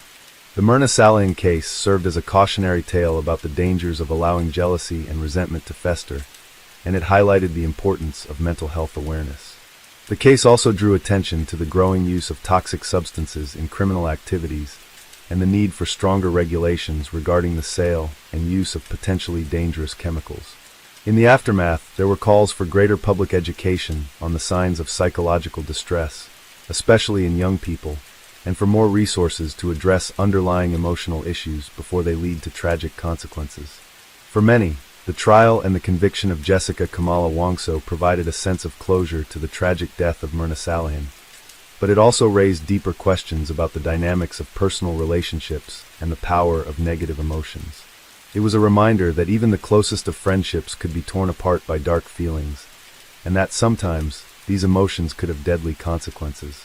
As the years passed, the Myrna Salihin case continued to shape discussions about crime and justice in Indonesia. It remains one of the most memorable and tragic cases in the country's recent criminal history, reminding people of the dangers of unresolved emotions and the potential for violence in the most unexpected of places. The case of Myrna Salihin and her tragic death brought significant attention to the psychology behind crimes of passion, the dangers of toxic substances, and the potential for fatal outcomes stemming from jealousy and unresolved emotional turmoil. For many Indonesians, this case stood as a stark reminder of the dark side of friendships and relationships. It left a lasting imprint on the collective consciousness of the nation, sparking a dialogue about how feelings of envy, resentment, and psychological instability can push individuals to commit unthinkable acts. In the years following the verdict, Jessica Kamala Wongso continued to maintain her innocence, even though the evidence and the trial had clearly demonstrated premeditation. The public remained divided on whether the sentence was just, with some arguing that she was deserving of a harsher punishment given the cold-blooded nature of her crime. For others, the case served as a tragic exploration of the complexities of human emotion and the consequences of unresolved interpersonal conflicts. Regardless of where one stood on the case, the death of Myrna was undoubtedly a pivotal moment in Indonesia's criminal history, marking a significant turning point in the nation's conversations about crime, punishment, and relationships. While the case itself was deeply tragic, it also underscored the importance of mental health awareness and the potential psychological vulnerabilities that can lead individuals to engage in harmful actions. The fact that Jessica had harbored feelings of jealousy and resentment toward Myrna, culminating in an irreversible and deadly act, raised concerns about the mental well-being of young people in Indonesia. It highlighted the need for more accessible mental health services and resources to address emotional and psychological issues before they escalate into destructive behaviors. Moreover, the case emphasized the importance of personal accountability and the consequences of one's actions, especially when driven by negative emotions. Jessica's actions revealed how feelings of inadequacy or jealousy could morph into hatred, leading someone to hurt those they once loved or trusted. Her premeditation, research into cyanide, and suspicious actions in the cafe revealed a deep-seated anger that had been nurtured over time. Her decision to end Myrna's life, despite having a close friendship with her, demonstrated how emotions like envy can take root in the most unexpected places, ultimately resulting in horrific consequences. The trial and its aftermath also sparked national conversations about the nature of criminal justice in Indonesia. The extensive media coverage and the high-profile nature of the case caused many to critically examine the country's legal and justice systems.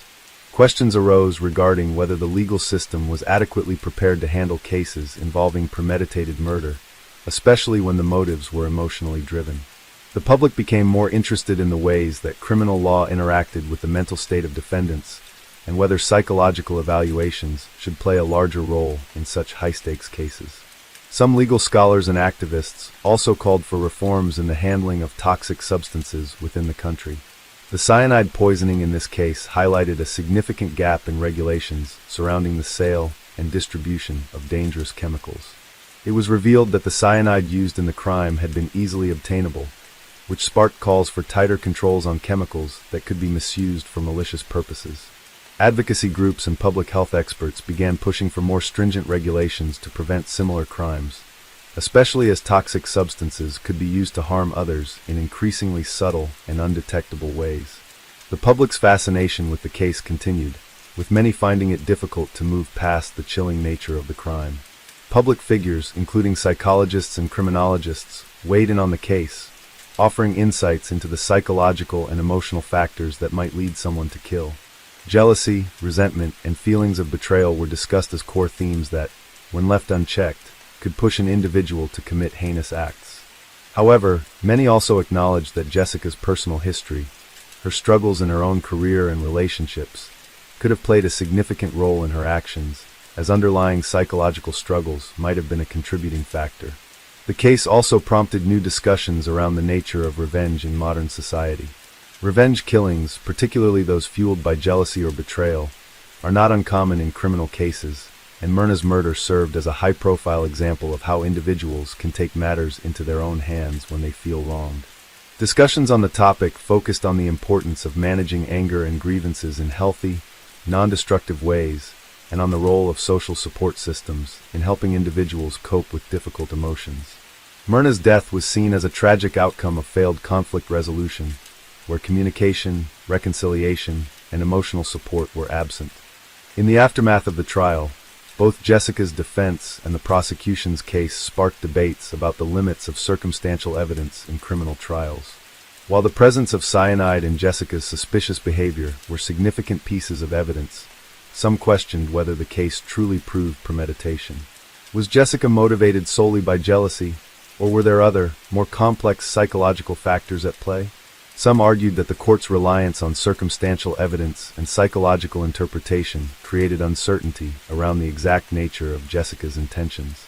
As the case was dissected in legal circles, it raised the question of whether the Indonesian justice system needed a better framework for dealing with cases that involved emotional and psychological factors in crimes. Meanwhile, public discussions about friendship and betrayal also took center stage. The relationship between Jessica and Myrna was at the core of the case, and the tragic end to their friendship led to many questioning how well people truly understand the nature of the relationships they have with those around them. It prompted individuals to reflect on the limits of trust in friendships, and whether there can ever be a tipping point where feelings of betrayal, jealousy, or resentment become so overwhelming that they lead to violence. The case brought to light the extent to which toxic relationships can exist under the surface, even in seemingly close and loving friendships. While the legal proceedings brought some sense of closure to Myrna's family, they could never bring her back. The pain of losing a loved one to such a senseless crime lingered, and the ripple effects of the case spread far beyond the courtroom. The story of Myrna Salahin's tragic end remained in the hearts and minds of many, serving as a painful reminder of the complexities of human emotion and the devastating consequences that unchecked negative feelings can have. In the years following the case, Indonesia continued to struggle with improving its criminal justice system, especially regarding crimes of passion and psychological motivation. Though there were efforts to increase mental health awareness and improve laws surrounding dangerous substances, the need for greater attention to the psychological aspects of crime remained a significant challenge. Myrna's death, as painful as it was, served as a catalyst for change in Indonesia's discussions surrounding criminal behavior, emotional health, and relationships. The legacy of the case lived on, reminding the public of the hidden dangers that can exist beneath the surface of everyday interactions, and the importance of managing emotions in a healthy, constructive way to prevent violence and tragedy. Let's jump to next story. Story 5. In 2013, one of the most notorious and widely covered criminal cases in Indonesia was the murder of Ariska Juanda, a young woman from Jakarta. The case quickly became a media sensation and captured the attention of the Indonesian public due to the disturbing circumstances surrounding the crime and the shocking details that emerged throughout the investigation. It was a case that not only shocked the nation, but also highlighted the flaws in the country's legal system, as well as the complexities of domestic violence and personal conflict. Ariska was a 28-year-old woman from Jakarta, a city known for its vibrant atmosphere and fast-paced lifestyle. She was a graduate of a prestigious university and had recently started her career in a corporate job, eager to make a name for herself in the competitive world of business. Those close to her described Ariska as a kind-hearted and ambitious young woman, always supportive of her friends and family. On the surface, her life seemed to be progressing well, but behind the scenes, there was a growing tension in her personal life, particularly in her relationship with her boyfriend, Rudy Hartono. Rudy and Ariska had been in a romantic relationship for over a year. The couple appeared happy at first, but as time passed, their relationship began to show signs of strain. Rudy, who worked in a similar field as Ariska, was a charismatic and well-liked individual. However, as their relationship developed, Rudy started to show troubling signs of possessiveness and controlling behavior. Eriska, while initially tolerating these behaviors, began to feel increasingly trapped in the relationship. Friends and family later revealed that Eriska had confided in them about Rudy's jealousy and how his actions had begun to negatively impact her emotional well-being. He was often suspicious of her friendships with other men and would regularly demand to know where she was and who she was with. This controlling behavior slowly escalated into verbal abuse, and Eriska began to fear for her safety, though she never fully disclosed the extent of the tension to others. The relationship reached a breaking point one evening in August 2013, when Eriska made the decision to end things with Rudy. She had become increasingly frustrated with his possessiveness, and despite her initial hesitation, she knew it was time to end the toxic dynamic they had shared. Eriska's family and friends later revealed that she had planned to meet with Rudy to formally break up with him. However, little did she know, this decision would turn into a fatal mistake that would change everything. On the night of the incident, Eriska and Rudy had arranged to meet at her apartment in South Jakarta. The two of them had planned to talk, and Eriska was determined to explain that their relationship could no longer continue. It was clear that this would be a difficult conversation, but she hoped it would be one that would allow them to part ways peacefully. Unfortunately, the conversation took a dangerous turn, and it would be the last time Eriska would be seen alive. Witnesses later revealed that Rudy arrived at Eriska's apartment in a state of visible anger and agitation. It became apparent that he was not willing to accept the breakup, and he had already made up his mind about how things would end. According to the police investigation, an argument ensued between the two. Rudy's violent temper flared up, and he began to physically assault Eriska. The fight turned brutal, with Rudy allegedly strangling Eriska and leaving her lifeless on the floor of her apartment. What followed was a chilling series of actions by Rudy that demonstrated the extent of his emotional and mental instability.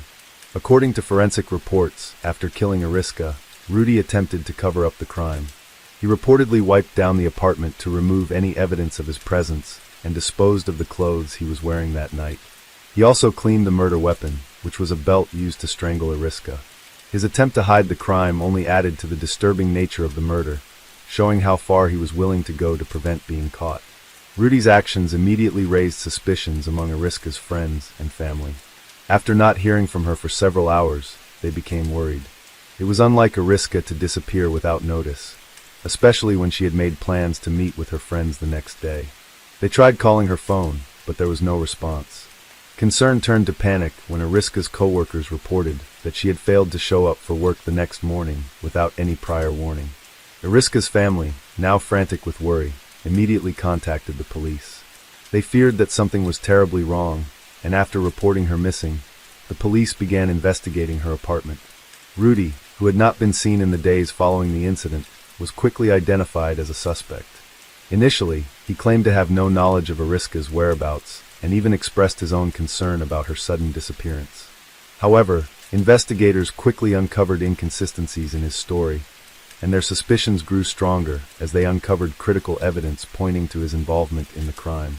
Police soon learned that Rudy had been the last person seen with Eriska, and had not only lied about his whereabouts on the night of the murder, but also exhibited strange behavior after her disappearance. Surveillance footage from nearby cameras placed him at Eriska's apartment building on the night she was killed. Furthermore, Rudy's attempt to cover up the murder by cleaning the crime scene and removing evidence made it clear that he was attempting to hide his involvement. As the investigation unfolded, it was revealed that Rudy had a history of violence and anger issues. He had previously been involved in altercations with other individuals, and Eriska had often spoken about his violent temper. Police also discovered that he had been deeply obsessed with Eriska, which led to him becoming controlling and possessive. This obsession ultimately turned fatal when Eriska attempted to break free from the relationship. Rudy was eventually arrested, and charges of murder were filed against him. The trial that followed captivated the nation, as people tried to understand how a relationship that once seemed loving could turn so tragically violent. The courtroom was filled with emotion as Eriska's family and friends spoke about their memories of her and the pain they felt after her untimely death.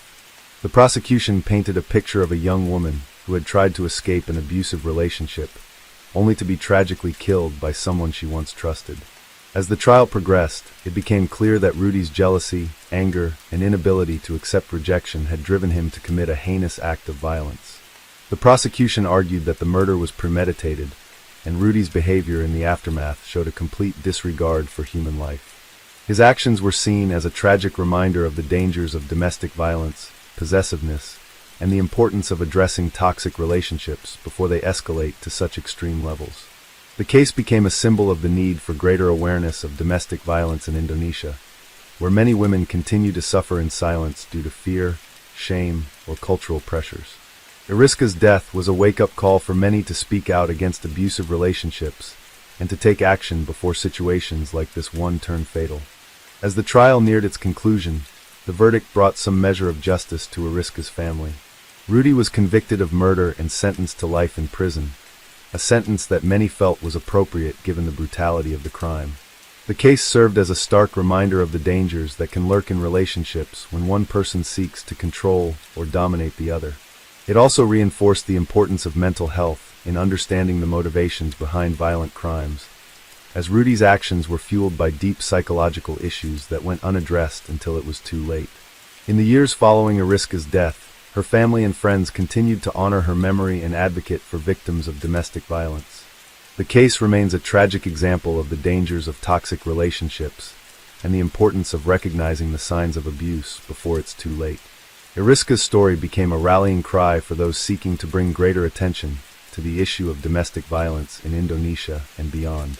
This case serves as a reminder that the consequences of jealousy, anger, and possessiveness can be deadly if not addressed in a healthy way.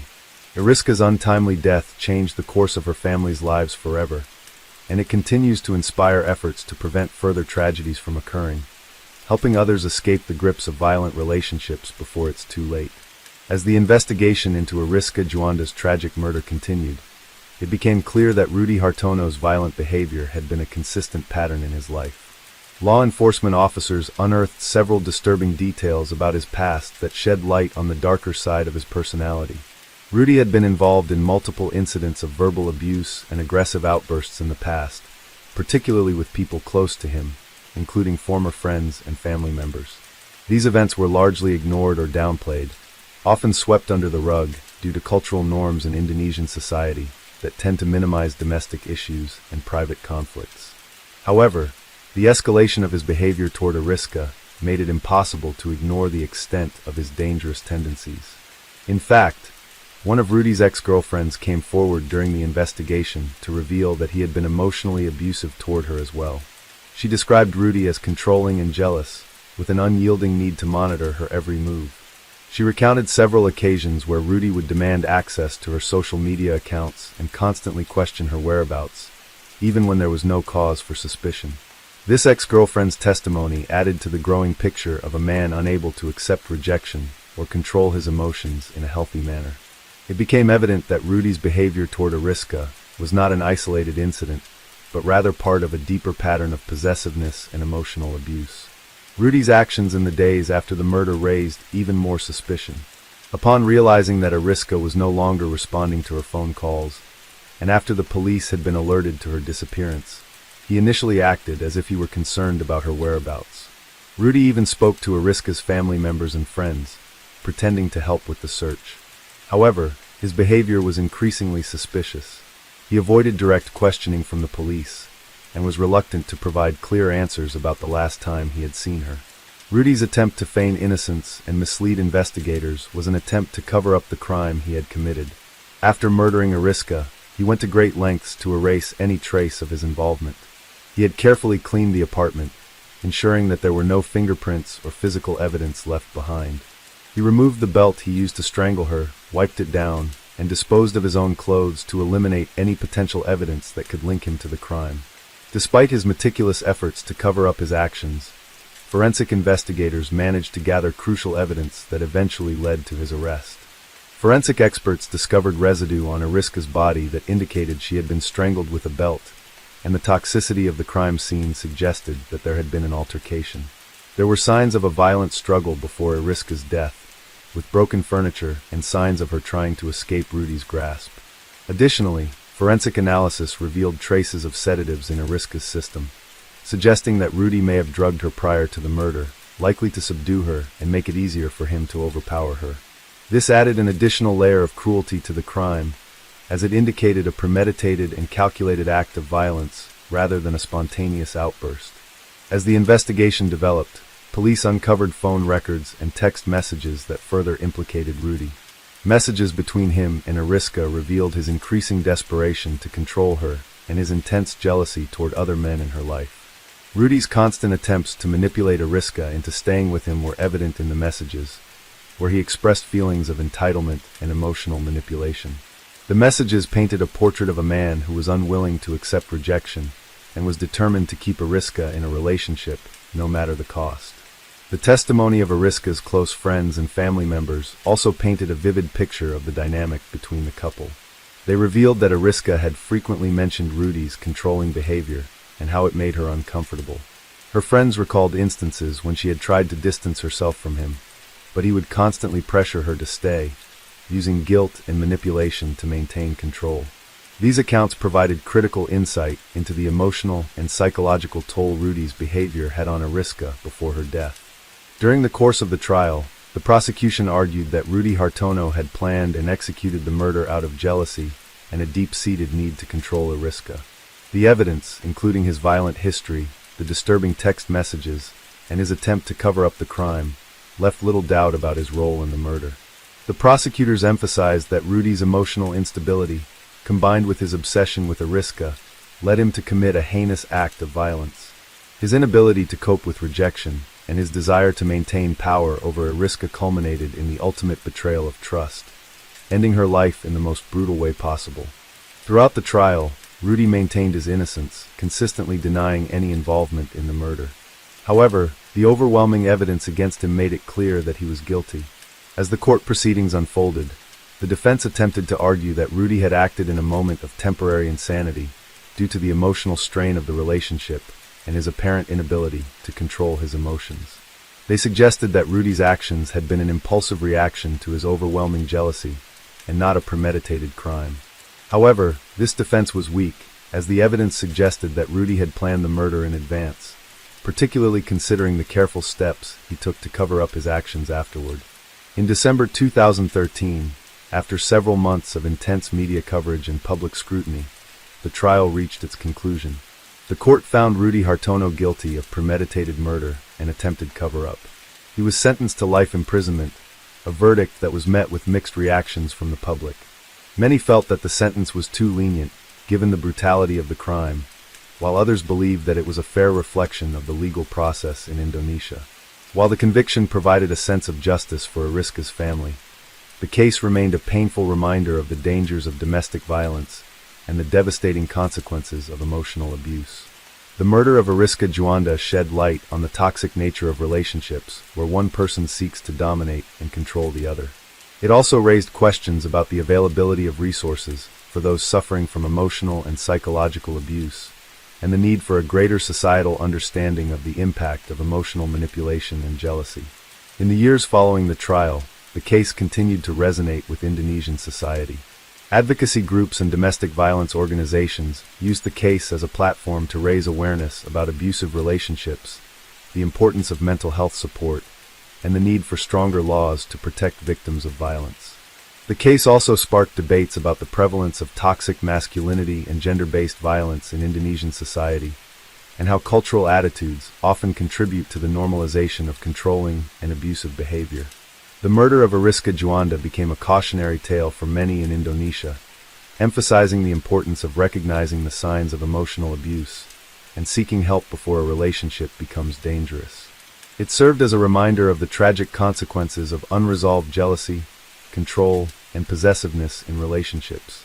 For Ariska's family and friends, it was a reminder of the need to love and support those who are struggling emotionally, especially when they find themselves trapped in abusive and controlling situations. Ariska's story has become a driving force in the fight against domestic violence in Indonesia, with many seeking to ensure that her tragic death was not in vain. It is a legacy that continues to inspire change, as the country works toward creating a safer environment for all its citizens, especially women, who remain at the highest risk of suffering in silence. The murder of Ariska Juanda in 2013 remains one of the most harrowing examples of domestic violence in Indonesia's criminal history, underscoring the extreme consequences of unchecked jealousy, manipulation, and emotional abuse. While the trial provided some closure for Ariska's family, the aftermath of the case has left an indelible mark on both the legal and social landscapes of Indonesia, prompting national reflection on the nature of toxic relationships and the need for systemic change to address domestic violence. Rudy Hartono's actions served as a stark reminder of how controlling behavior can slowly evolve into something far more dangerous. The case highlighted the subtle signs of abuse that can be overlooked by family members, friends, and even the victims themselves until it is too late. Ariska, despite her success and strong support network, found herself trapped in a relationship where the emotional manipulation she endured slowly eroded her autonomy. The eventual violence that culminated in her murder was, in many ways, the tragic outcome of an abusive dynamic that was ignored or misunderstood by those around her until the very end. The verdict in Rudy's trial became a point of national debate, as it raised serious questions about how the justice system in Indonesia handles cases of domestic violence and emotional abuse. The court's decision to sentence Rudy to life imprisonment was seen by many as an opportunity for justice, but for others, it felt like a hollow victory. Advocates for victims of domestic violence argued that the severity of the crime demanded a stronger sentence, or perhaps even the death penalty, given the brutal nature of the murder and Rudy's attempt to cover up the crime. However, the legal complexities of the case, combined with Indonesia's criminal justice system's standards for sentencing, led to a more moderate outcome, which did not satisfy all those seeking full justice for Ariska's death. The case also highlighted the limitations of existing laws regarding domestic violence. While Indonesia has laws in place to protect women from domestic abuse, the country continues to face challenges in enforcing them effectively. Victims of domestic violence often feel isolated, and the fear of social stigma, coupled with limited access to support services, means that many remain silent about their suffering. The tragic loss of Ariska's life became a rallying cry for activists and organizations fighting to improve the legal and social protections for women. The need for greater awareness campaigns, mental health support, and accessible domestic violence shelters became more pressing than ever, as more stories of emotional abuse and gender-based violence began to surface in the wake of the case. In the years following Ariska's death, there was a visible shift in public discourse. The case sparked important conversations around gender roles and the cultural norms that continue to perpetuate abusive behaviors in Indonesian society. Many began to recognize that abuse is not just physical. It can be emotional, psychological, and even financial. The way society perceives control and jealousy in relationships often enables abusers to justify their actions and avoid facing consequences. Rudy Hartono's behavior was reflective of this toxic masculinity, which is sometimes accepted or overlooked in relationships, contributing to a dangerous dynamic where emotional control and domination are normalized. Ariska's family and friends also became vocal advocates for domestic violence awareness. They established a foundation in her memory to support survivors of abusive relationships and to educate young people about the importance of healthy, respectful relationships. Through this foundation, they aim to provide resources for those suffering in silence, empowering them to seek help before it's too late. Their mission was not only to honor Ariska's memory, but also to prevent future tragedies by addressing the root causes of abuse and fostering a culture of respect and equality. As the public conversation about domestic violence grew, the case influenced the Indonesian government's response to the issue. It prompted calls for legal reforms, including the need for stronger protections for victims of domestic abuse, better enforcement of existing laws, and more comprehensive educational programs on the dangers of toxic relationships. The case revealed the cracks in the system that allowed Rudy's behavior to escalate, and many advocates pushed for changes that would make it harder for abusers to continue their manipulation and violence without facing consequences. One area of significant concern was the mental health aspect of the case. While Rudy Hartono's jealousy and possessiveness were critical factors in his violent behavior, it was also clear that mental health played a role in the tragedy. Rudy's past showed a pattern of emotional instability, and some experts suggested that he may have had untreated psychological issues, including personality disorders or anger management problems, which contributed to his inability to handle rejection or emotional distress in a healthy way.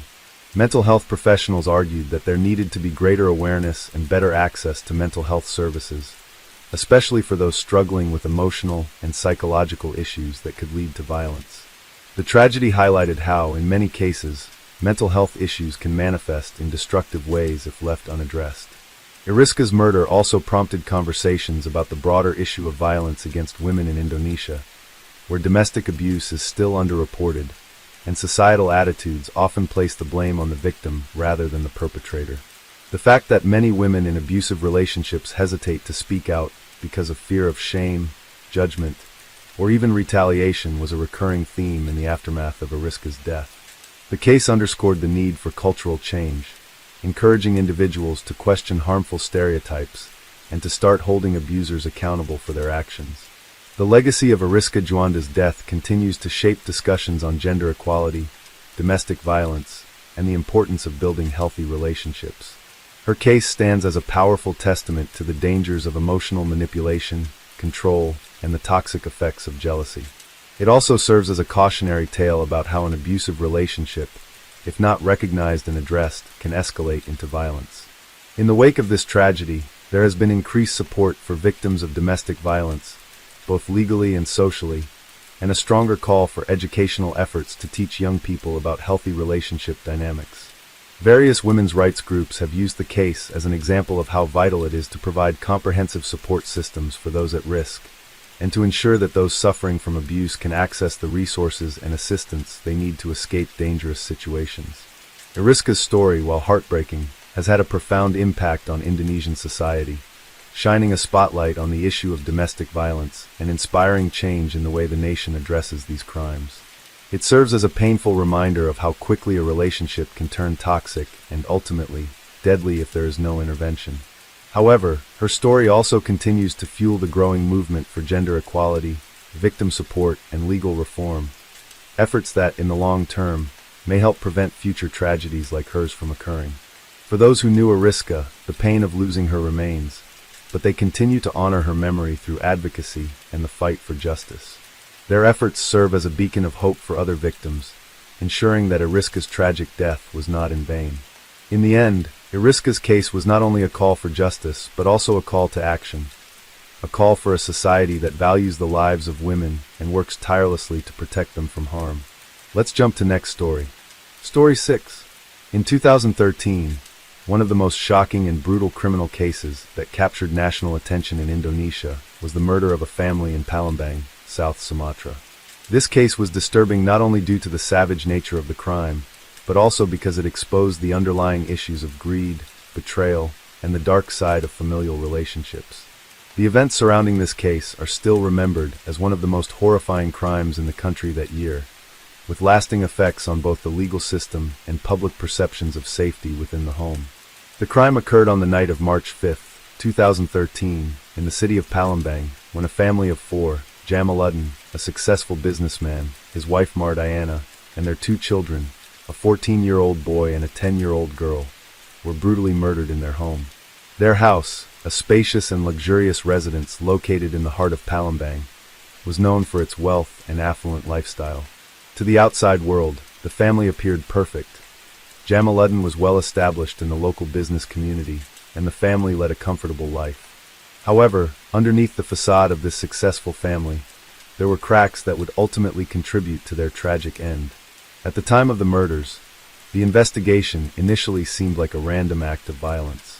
However, as the police delved deeper into the case, they uncovered startling revelations about the perpetrators, motives, and how such a heinous crime could have occurred in a family environment. The investigation revealed that the murder was premeditated and driven by greed and long-held resentment, all orchestrated by someone close to the family, a trusted employee who had been working for Jamaluddin for years. The main suspect in the case was Herman, a 42-year-old man who had been employed by Jamaluddin for several years as a personal driver and bodyguard. Herman had always been considered a loyal employee by the family, and there were no outward signs to suggest that he harbored any ill feelings toward them. However, his actions on the night of the murders proved otherwise. It was later revealed that Herman had been involved in a series of financial disputes with Jamaluddin, who had refused to grant him a significant loan that Herman had requested for personal reasons. These financial disagreements and tensions created a volatile environment, which ultimately led to the shocking act of violence. According to police reports, Herman planned the murder for weeks, knowing that the family was vulnerable when they were alone at home. On the night of the murders, he waited until the family was settled in their house before breaking in. It was believed that Herman's initial plan was to steal valuables and rob the family, but when things went awry, his anger and resentment escalated, leading him to commit the brutal killings. Armed with a sharp machete, Herman entered the house and attacked each member of the family one by one. Jamaluddin, his wife Mardiana, and their children were all violently attacked in their sleep, with each victim being struck multiple times. The brutality of the crime shocked the investigators, as it was clear that Herman's actions were driven by a combination of rage and personal grudges. As the investigation progressed, it became evident that Herman had planned the attack in a manner that suggested he had a detailed understanding of the family's routines and habits. He knew when the family would be asleep and when they would be most vulnerable. Once he had gained access to the house, he began his rampage, murdering the entire family with chilling precision. The fact that he killed not only the parents, but also the children demonstrated the sheer extent of his brutality. The two children, despite their young age, had been victims of Herman's rage and were found in their beds, their bodies showing signs of violent trauma. After committing the murders, Herman attempted to cover up his tracks by setting the house on fire. He doused the living room with flammable liquid, hoping to destroy any evidence that could link him to the crime. The fire did cause significant damage to the house, but it was not enough to eliminate the evidence. The police were able to quickly ascertain the cause of death and determine that the murders had been committed before the fire was set. Forensic evidence revealed the extent of the violence, and it was clear that the crime was not just a robbery gone wrong, but a deliberate and vicious act. In the aftermath of the crime, the police launched an extensive manhunt to track down the killer. Initial leads suggested that Herman had fled the city immediately after the murder, but the police were determined to track him down. After several days of intense searching and following up on multiple tips, the police managed to locate Herman in a small village on the outskirts of Palembang. He was arrested without incident and brought in for questioning.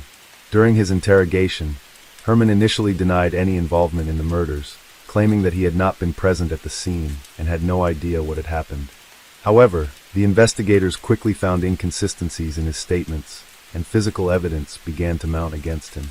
DNA evidence found at the crime scene, including traces of his blood, directly linked him to the murders.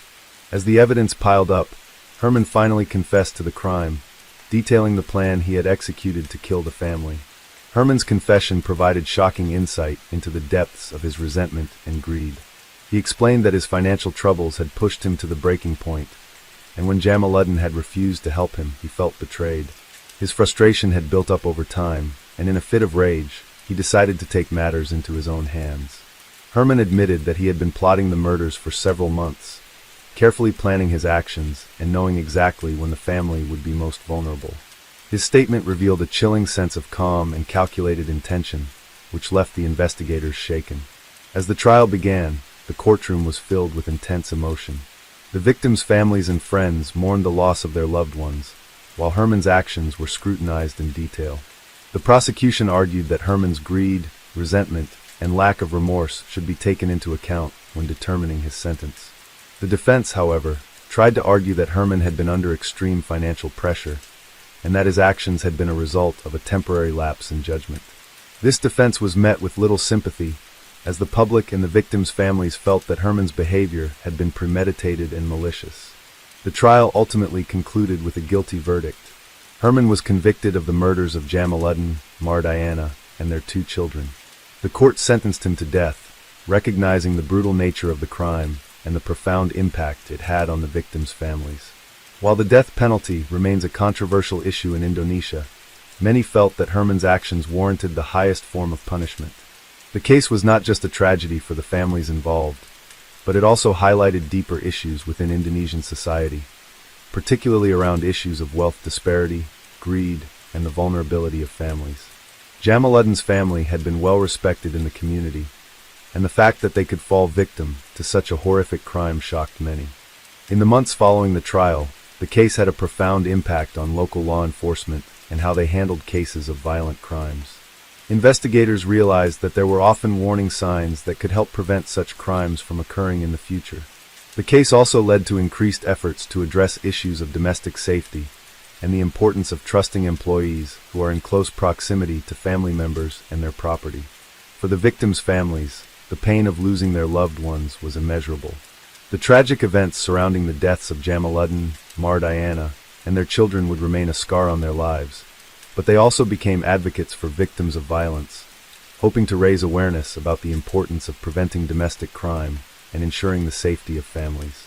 Their story, while filled with sorrow, also became a testament to the need for stronger protections against greed-driven violence in Indonesia. The murder of Jamaluddin and his family continued to haunt the residents of Palembang long after Herman's arrest. The case had a profound effect on the local community and Indonesia as a whole, sparking widespread conversations about violence within families, the fragility of trust, and the dangers posed by personal financial crises. The brutal murders not only highlighted the extreme lengths to which one individual would go to resolve his problems, but they also revealed deeper issues in society, such as the psychological effects of economic desperation, betrayal, and unresolved anger. For many, the fact that the murderer had been someone so close to the family made the crime all the more disturbing. Herman had been an integral part of Jamaluddin's daily life for years. As a driver and bodyguard, he was entrusted with significant responsibilities, and his familiarity with the family made the betrayal feel even more personal. In fact, there were accounts from Jamaluddin's business partners and friends who described Herman as someone who was once highly regarded by the family. His sudden fall from grace and involvement in such a horrific act left many questioning how someone they had known for so long could turn into a cold-blooded killer. Herman's motivation for committing the murders was rooted in personal grievances and financial hardship. At the time of the killings, he had been experiencing severe financial difficulties. He had asked Jamaluddin for a large loan, one that would relieve his mounting debts, but Jamaluddin had refused. Herman believed that Jamaluddin's refusal was a betrayal, and this rejection fueled his resentment and anger. Jamaluddin's success in business and his affluent lifestyle made Herman feel inferior and envious, and he began to view the family's wealth as something that should be shared with him. Herman's jealousy toward Jamaluddin's success, compounded with his personal financial struggles, pushed him to plan the murders as a means of punishing the family and securing his own financial future. The murder itself was carried out with chilling precision and calculated brutality. Herman knew exactly when Jamaluddin and his family would be home, when they would be asleep, and when they would be at their most vulnerable. His understanding of the family's routine gave him the upper hand, and he used it to carry out his horrific plan. The machete, which was the weapon of choice for the killings, was not only a practical tool, but also a symbolic instrument of anger and revenge. The nature of the attacks indicated that the murders were not just a crime of opportunity, but a carefully thought-out act of retaliation. After murdering the family, Herman took extra steps to cover up his crime. Setting the house on fire was his attempt to destroy the evidence, hoping the flames would consume all traces of his involvement. While the fire did cause significant damage to the property, the authorities were able to gather sufficient evidence that ultimately led to Herman's capture. Forensic teams found traces of Herman's blood at the scene, as well as fingerprints and DNA that linked him directly to the crime. The fire had not erased the evidence as Herman had hoped, and the police were able to piece together the events of that fateful night.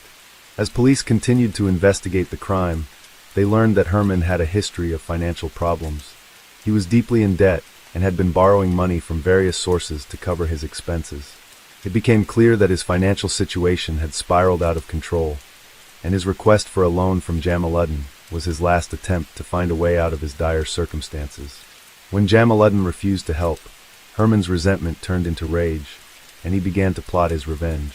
What made the case even more tragic was that Herman's actions not only took the lives of Jamaluddin and Diana, but also left their 2 children without parents. The young boy and girl, who were innocent and defenseless, became victims in a senseless act of violence driven by greed. The brutality of the murders shocked the entire community, and people who knew the family were left grappling with the horror of the crime.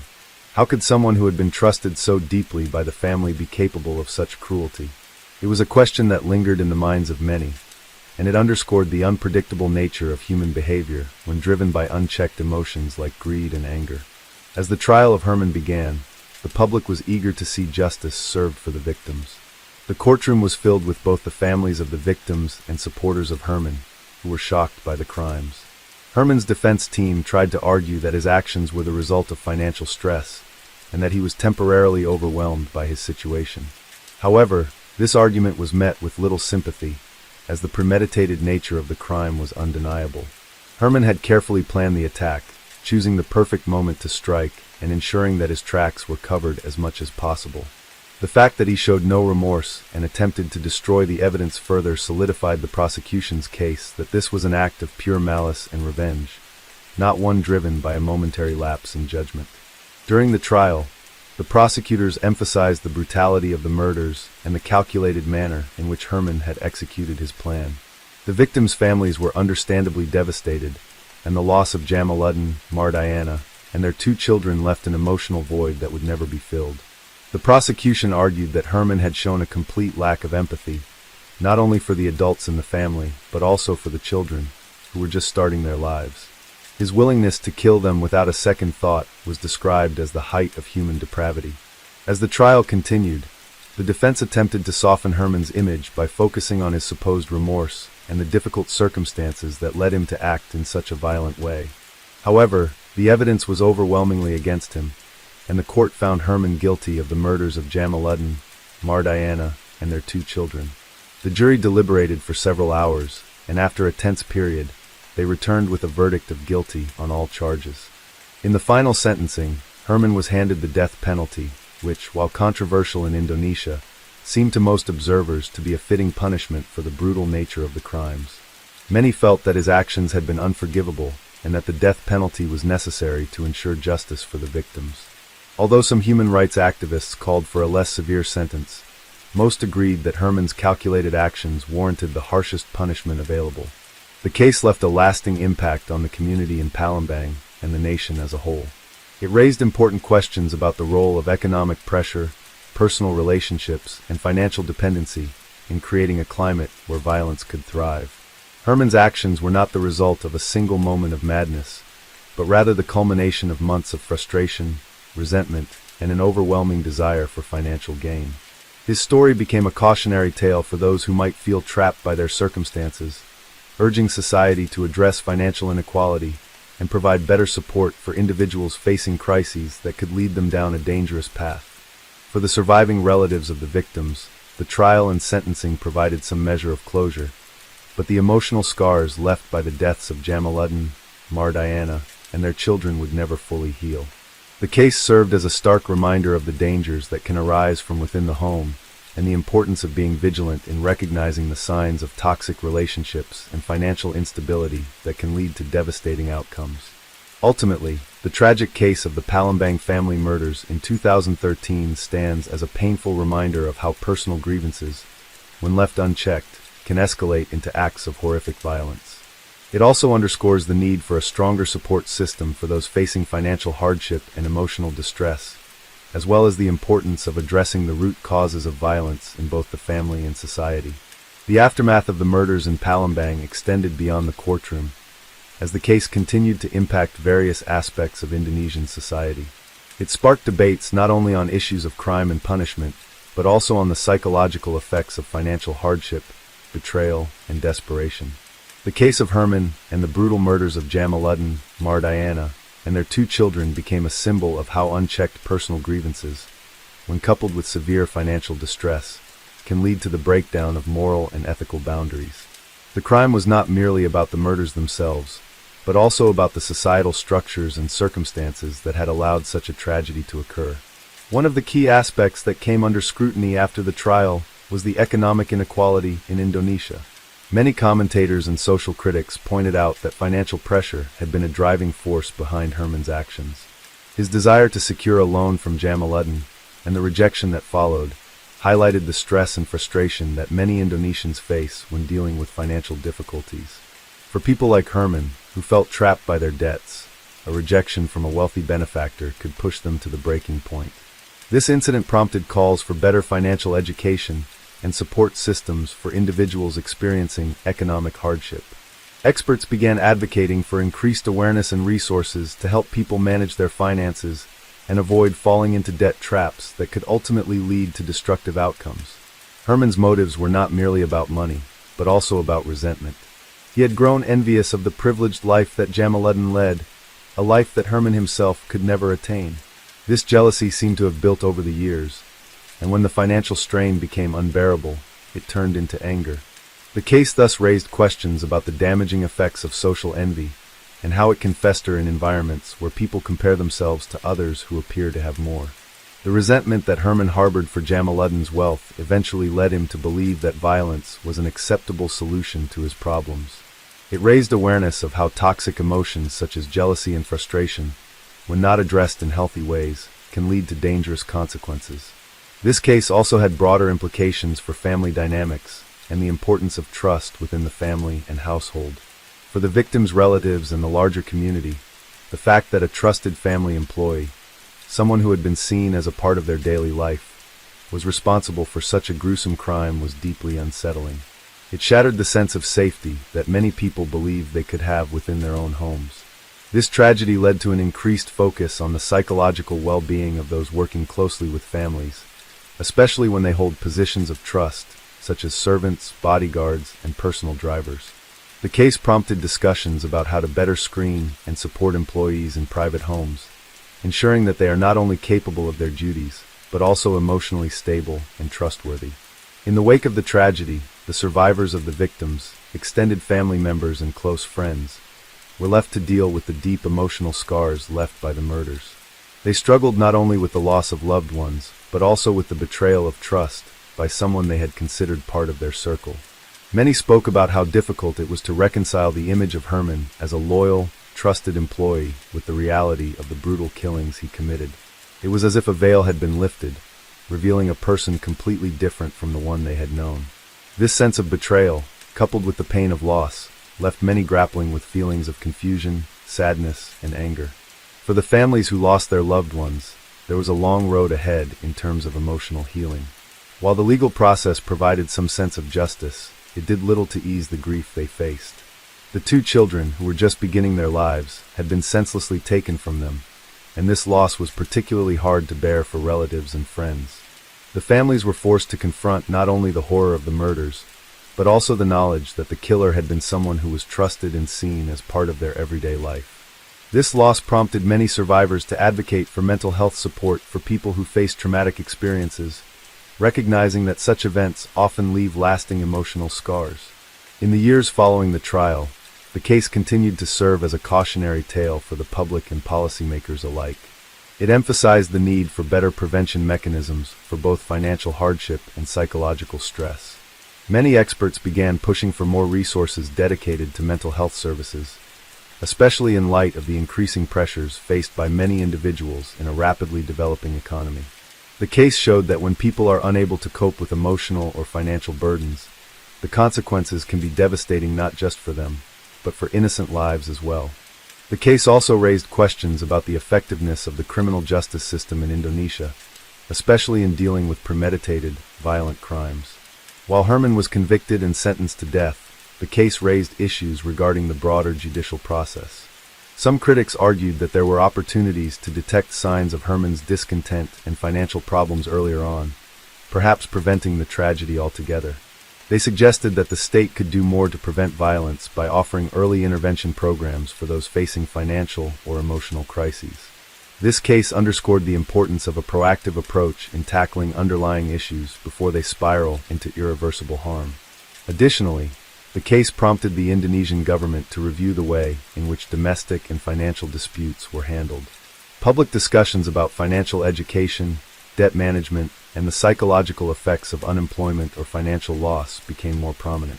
Herman's crime highlighted the vulnerability of individuals who may appear to have their lives together on the outside, but are internally struggling with severe pressures. Advocates began calling for policies that would not only address immediate financial needs, but also mental health support and personal development, as these factors could play a significant role in preventing tragedies such as the one that took place in Palembang. As for Herman, his fate was sealed in the months following the conviction, as he was sentenced to death by firing squad, in line with the verdict handed down by the court.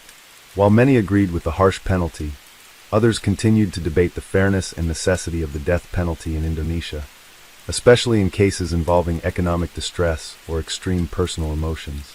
The debate on the death penalty, intensified by this case, remains one of Indonesia's most controversial topics in its legal system.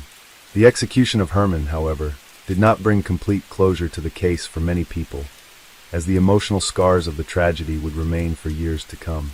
In conclusion, The Palembang family murders of 2013 were a tragic event that left deep psychological and emotional wounds on the victims' families, the local community, and the nation.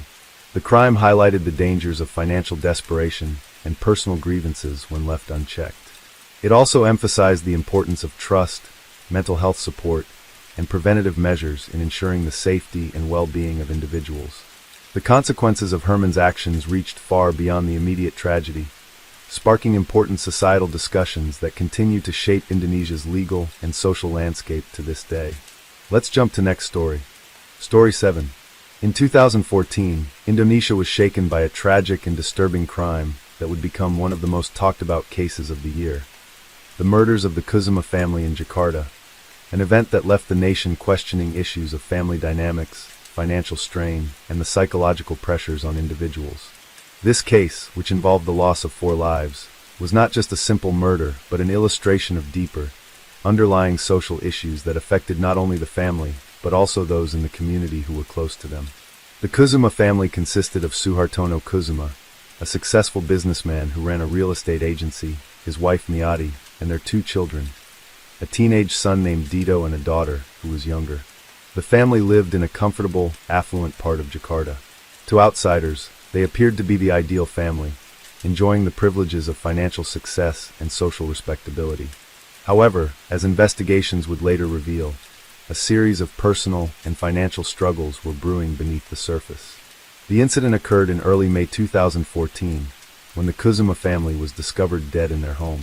The initial reports indicated that the family had suffered violent deaths, with all members found to have been attacked in a manner that suggested a high level of intensity and premeditation. Investigators were initially baffled by the case, as there seemed to be no immediate explanation for such a horrific event in a community where violent crime was not common. The family had no known enemies, and there were no signs of forced entry into their home, which suggested that the perpetrator was someone close to them. As the investigation unfolded, it was discovered that the primary suspect was Dito Kusuma, the couple's 25-year-old son. Dito had been living with his parents at the time of the killings, and investigators quickly learned that he had been struggling with a number of personal issues. His financial troubles were significant, and his relationship with his parents had become increasingly strained. Dito had been involved in a gambling addiction and had accrued substantial debt, which he had been unable to repay. Despite his family's efforts to support him, Dito had become frustrated and resentful, particularly toward his father, Suhartono, who had grown increasingly strict in his financial expectations. As the investigation continued, the police discovered that Dito had been under increasing pressure to settle his debts. His parents had tried to help him manage his finances, but Dito felt that their attempts were suffocating and controlling. His resentment toward his parents, particularly his father, had been growing for months. The breaking point came when Suhartono, in an attempt to get Dito back on track, cut him off financially and told him that he would not support his gambling habits any longer. This decision triggered intense anger and frustration in Dito, who felt he had no way out of his mounting problems. On the night of the murders, Dito reportedly had an argument with his parents about his financial situation and his inability to control his gambling addiction. This argument escalated quickly, with Dito feeling cornered and desperate. It was at this moment that he made the fateful decision to commit the murders. Using a sharp object from the kitchen, Dito attacked his parents in their sleep. The violence was sudden and unexpected, and his parents were unable to defend themselves. His younger sister was also tragically caught in the attack, unable to escape. After the killings, Dito attempted to cover up the crime. He staged the scene to make it appear as though intruders had broken in, but the police soon discovered inconsistencies in his story. Evidence at the scene pointed to Dito as the perpetrator, and further investigation revealed traces of his involvement. The police also uncovered a series of messages and bank records that revealed the extent of Dito's financial difficulties, as well as his personal struggles with addiction. Dito was arrested shortly after the crime, and during the subsequent trial, he admitted to killing his parents and sister. He explained that he had been under immense stress, feeling trapped by his debts and frustrated by his parents' attempts to control his life. While the court proceedings were ongoing, Dito expressed remorse for his actions and acknowledged the devastation caused by his crime. He was sentenced to life imprisonment, though the case sparked a broader public debate about the causes of violence within families and the role of financial stress in triggering such extreme actions. The murder of the Kuzuma family in 2014 had a profound effect on the public. It raised difficult questions about the pressures young people face in modern society, especially when they come from wealthy families. Some commentators pointed out that Dito's actions were a result of his inability to handle the psychological toll of his financial issues, while others focused on the psychological effects of addiction and the strain it placed on family relationships. This case also prompted discussions about the role of family intervention in preventing such tragedies. Many experts in mental health and family counseling suggested that the Kuzuma family might have benefited from more professional guidance and support. The loss of life in this case, coupled with the tragic circumstances, highlighted the importance of addressing issues such as addiction, financial stress, and family dynamics before they reach a crisis point. In the years that followed the trial, the Kuzuma family's murder became a cautionary tale for many, illustrating the potential consequences of unresolved emotional and financial struggles within a family.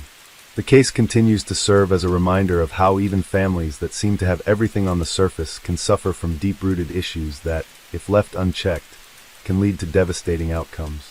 It also highlighted the need for greater awareness of mental health and financial support systems that could help individuals facing overwhelming pressure avoid resorting to harmful behaviors. The impact of the Kuzuma family murders extended beyond the immediate tragedy, reverberating throughout Jakarta and the entire nation. The case prompted numerous public discussions and debates about the role of family relationships, mental health, and societal pressures. It became clear that the brutal act committed by Dito Kuzuma was not an isolated event. Rather, it was a reflection of a wider set of issues affecting individuals who face both personal struggles and familial expectations. In the wake of the crime, the case sparked conversations about the social pressures that young people in modern Indonesia face, particularly those from affluent backgrounds. A key focus of the public discourse surrounding the Kuzuma murders was the issue of financial stress and its potential to contribute to violent outcomes. Dito's financial troubles had been building for months, and despite his family's attempts to intervene, he felt overwhelmed by the weight of his debts. His gambling addiction further exacerbated the situation, pushing him into a spiral of desperation. For Dito, the pressure to maintain a certain lifestyle, one that matched the expectations of his family and society, seemed to weigh heavily on him. The case highlighted how financial stress could lead individuals to make irrational and destructive decisions as they sought to resolve their problems in the most extreme ways. Many people in Indonesia, especially those who had been through financial struggles themselves, empathized with the psychological strain that Dito had been under. However, while some understood the pressure he may have been feeling, most found it difficult to excuse his actions. The brutality of the murders shocked the public, and the fact that the victims were close family members made the crime particularly difficult to comprehend. For many, the idea that a son could kill his own parents was unfathomable, and it raised questions about the breakdown of familial ties and the loss of trust within families. The case also sparked a broader conversation about the impact of addiction on families. Dito's gambling addiction was a significant factor in his downward spiral, and the inability to cope with his addiction contributed to the violence that unfolded. Addiction, whether to gambling, drugs, or alcohol, has long been a silent issue in many families, and the Kuzuma family tragedy shed light on how deeply addiction can affect not only the individual, but also those around them. The need for better support systems for people struggling with addiction became a central theme in discussions about the case. In addition to these psychological and social issues, the case also drew attention to the role of mental health in preventing violent acts. Many experts in psychology and social work argued that Dito's actions were partly the result of untreated mental health problems.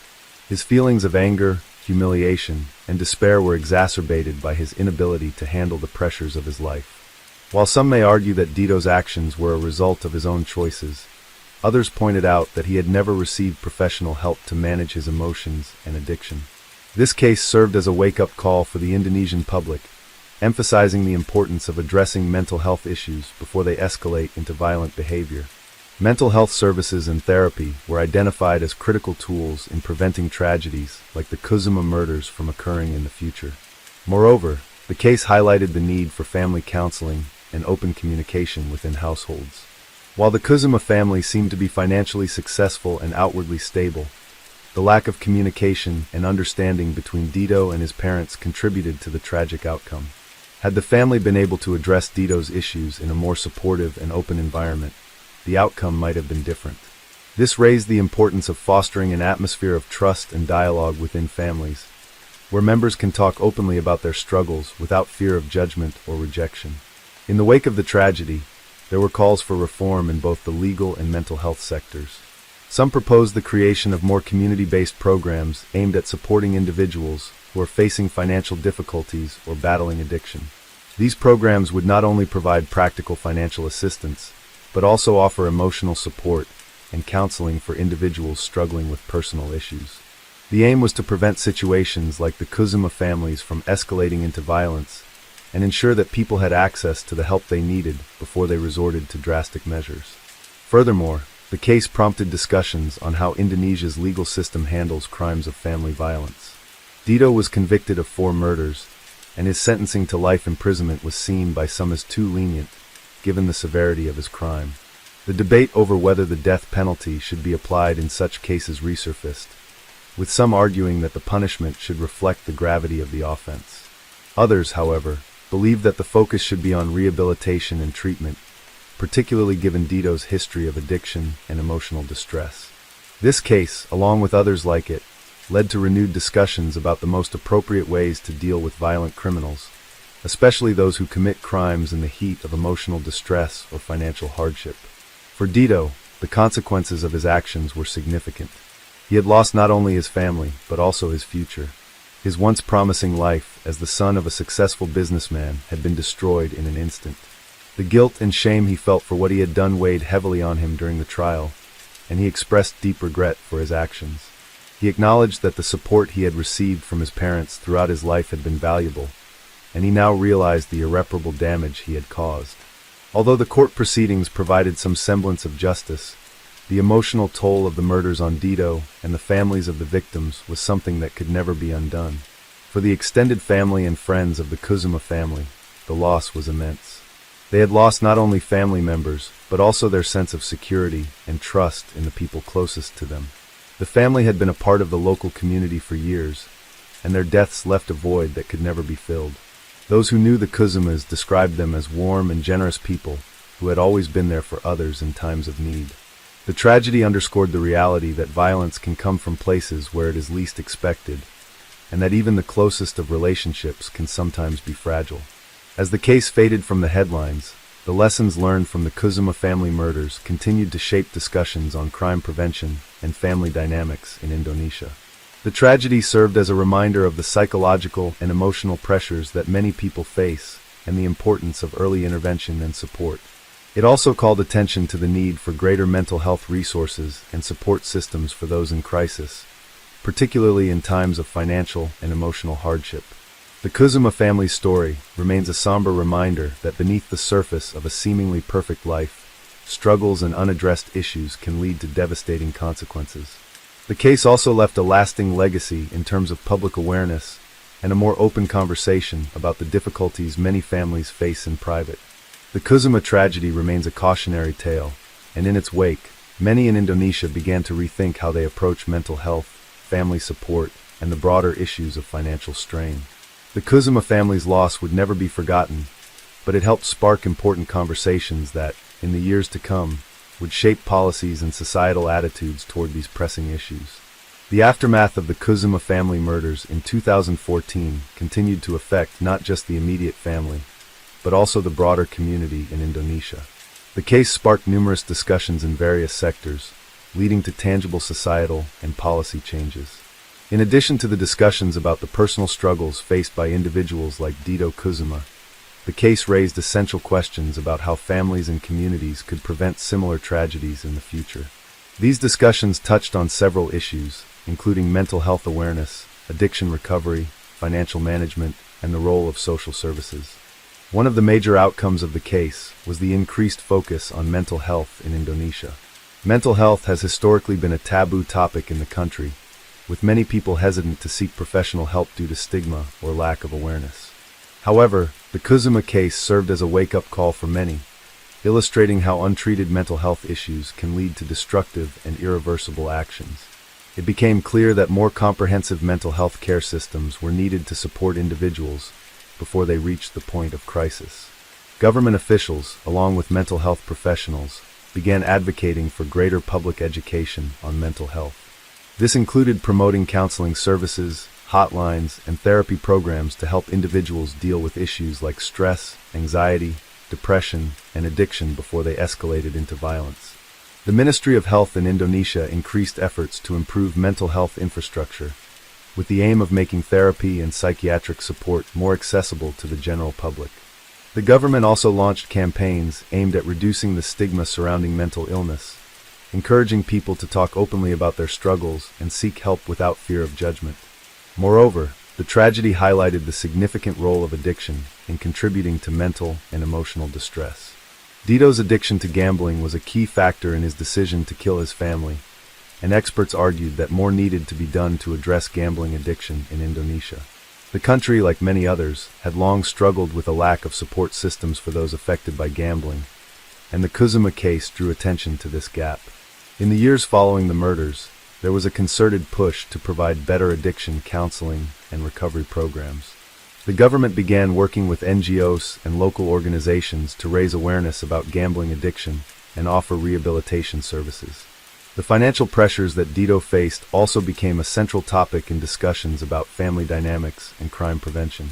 Many commentators pointed out that Dito's reckless behavior, including his refusal to follow financial advice from his parents and his resentment of their attempts to guide him, was rooted in a broader issue of financial mismanagement. There was a growing recognition that financial literacy was an essential skill that needed to be taught at a younger age. As the Kusuma case unfolded, it became evident that many individuals, especially young adults, lacked the necessary tools to manage their finances effectively. This gap often led to poor decision-making, excessive spending, and in some cases, the development of financial addictions such as gambling.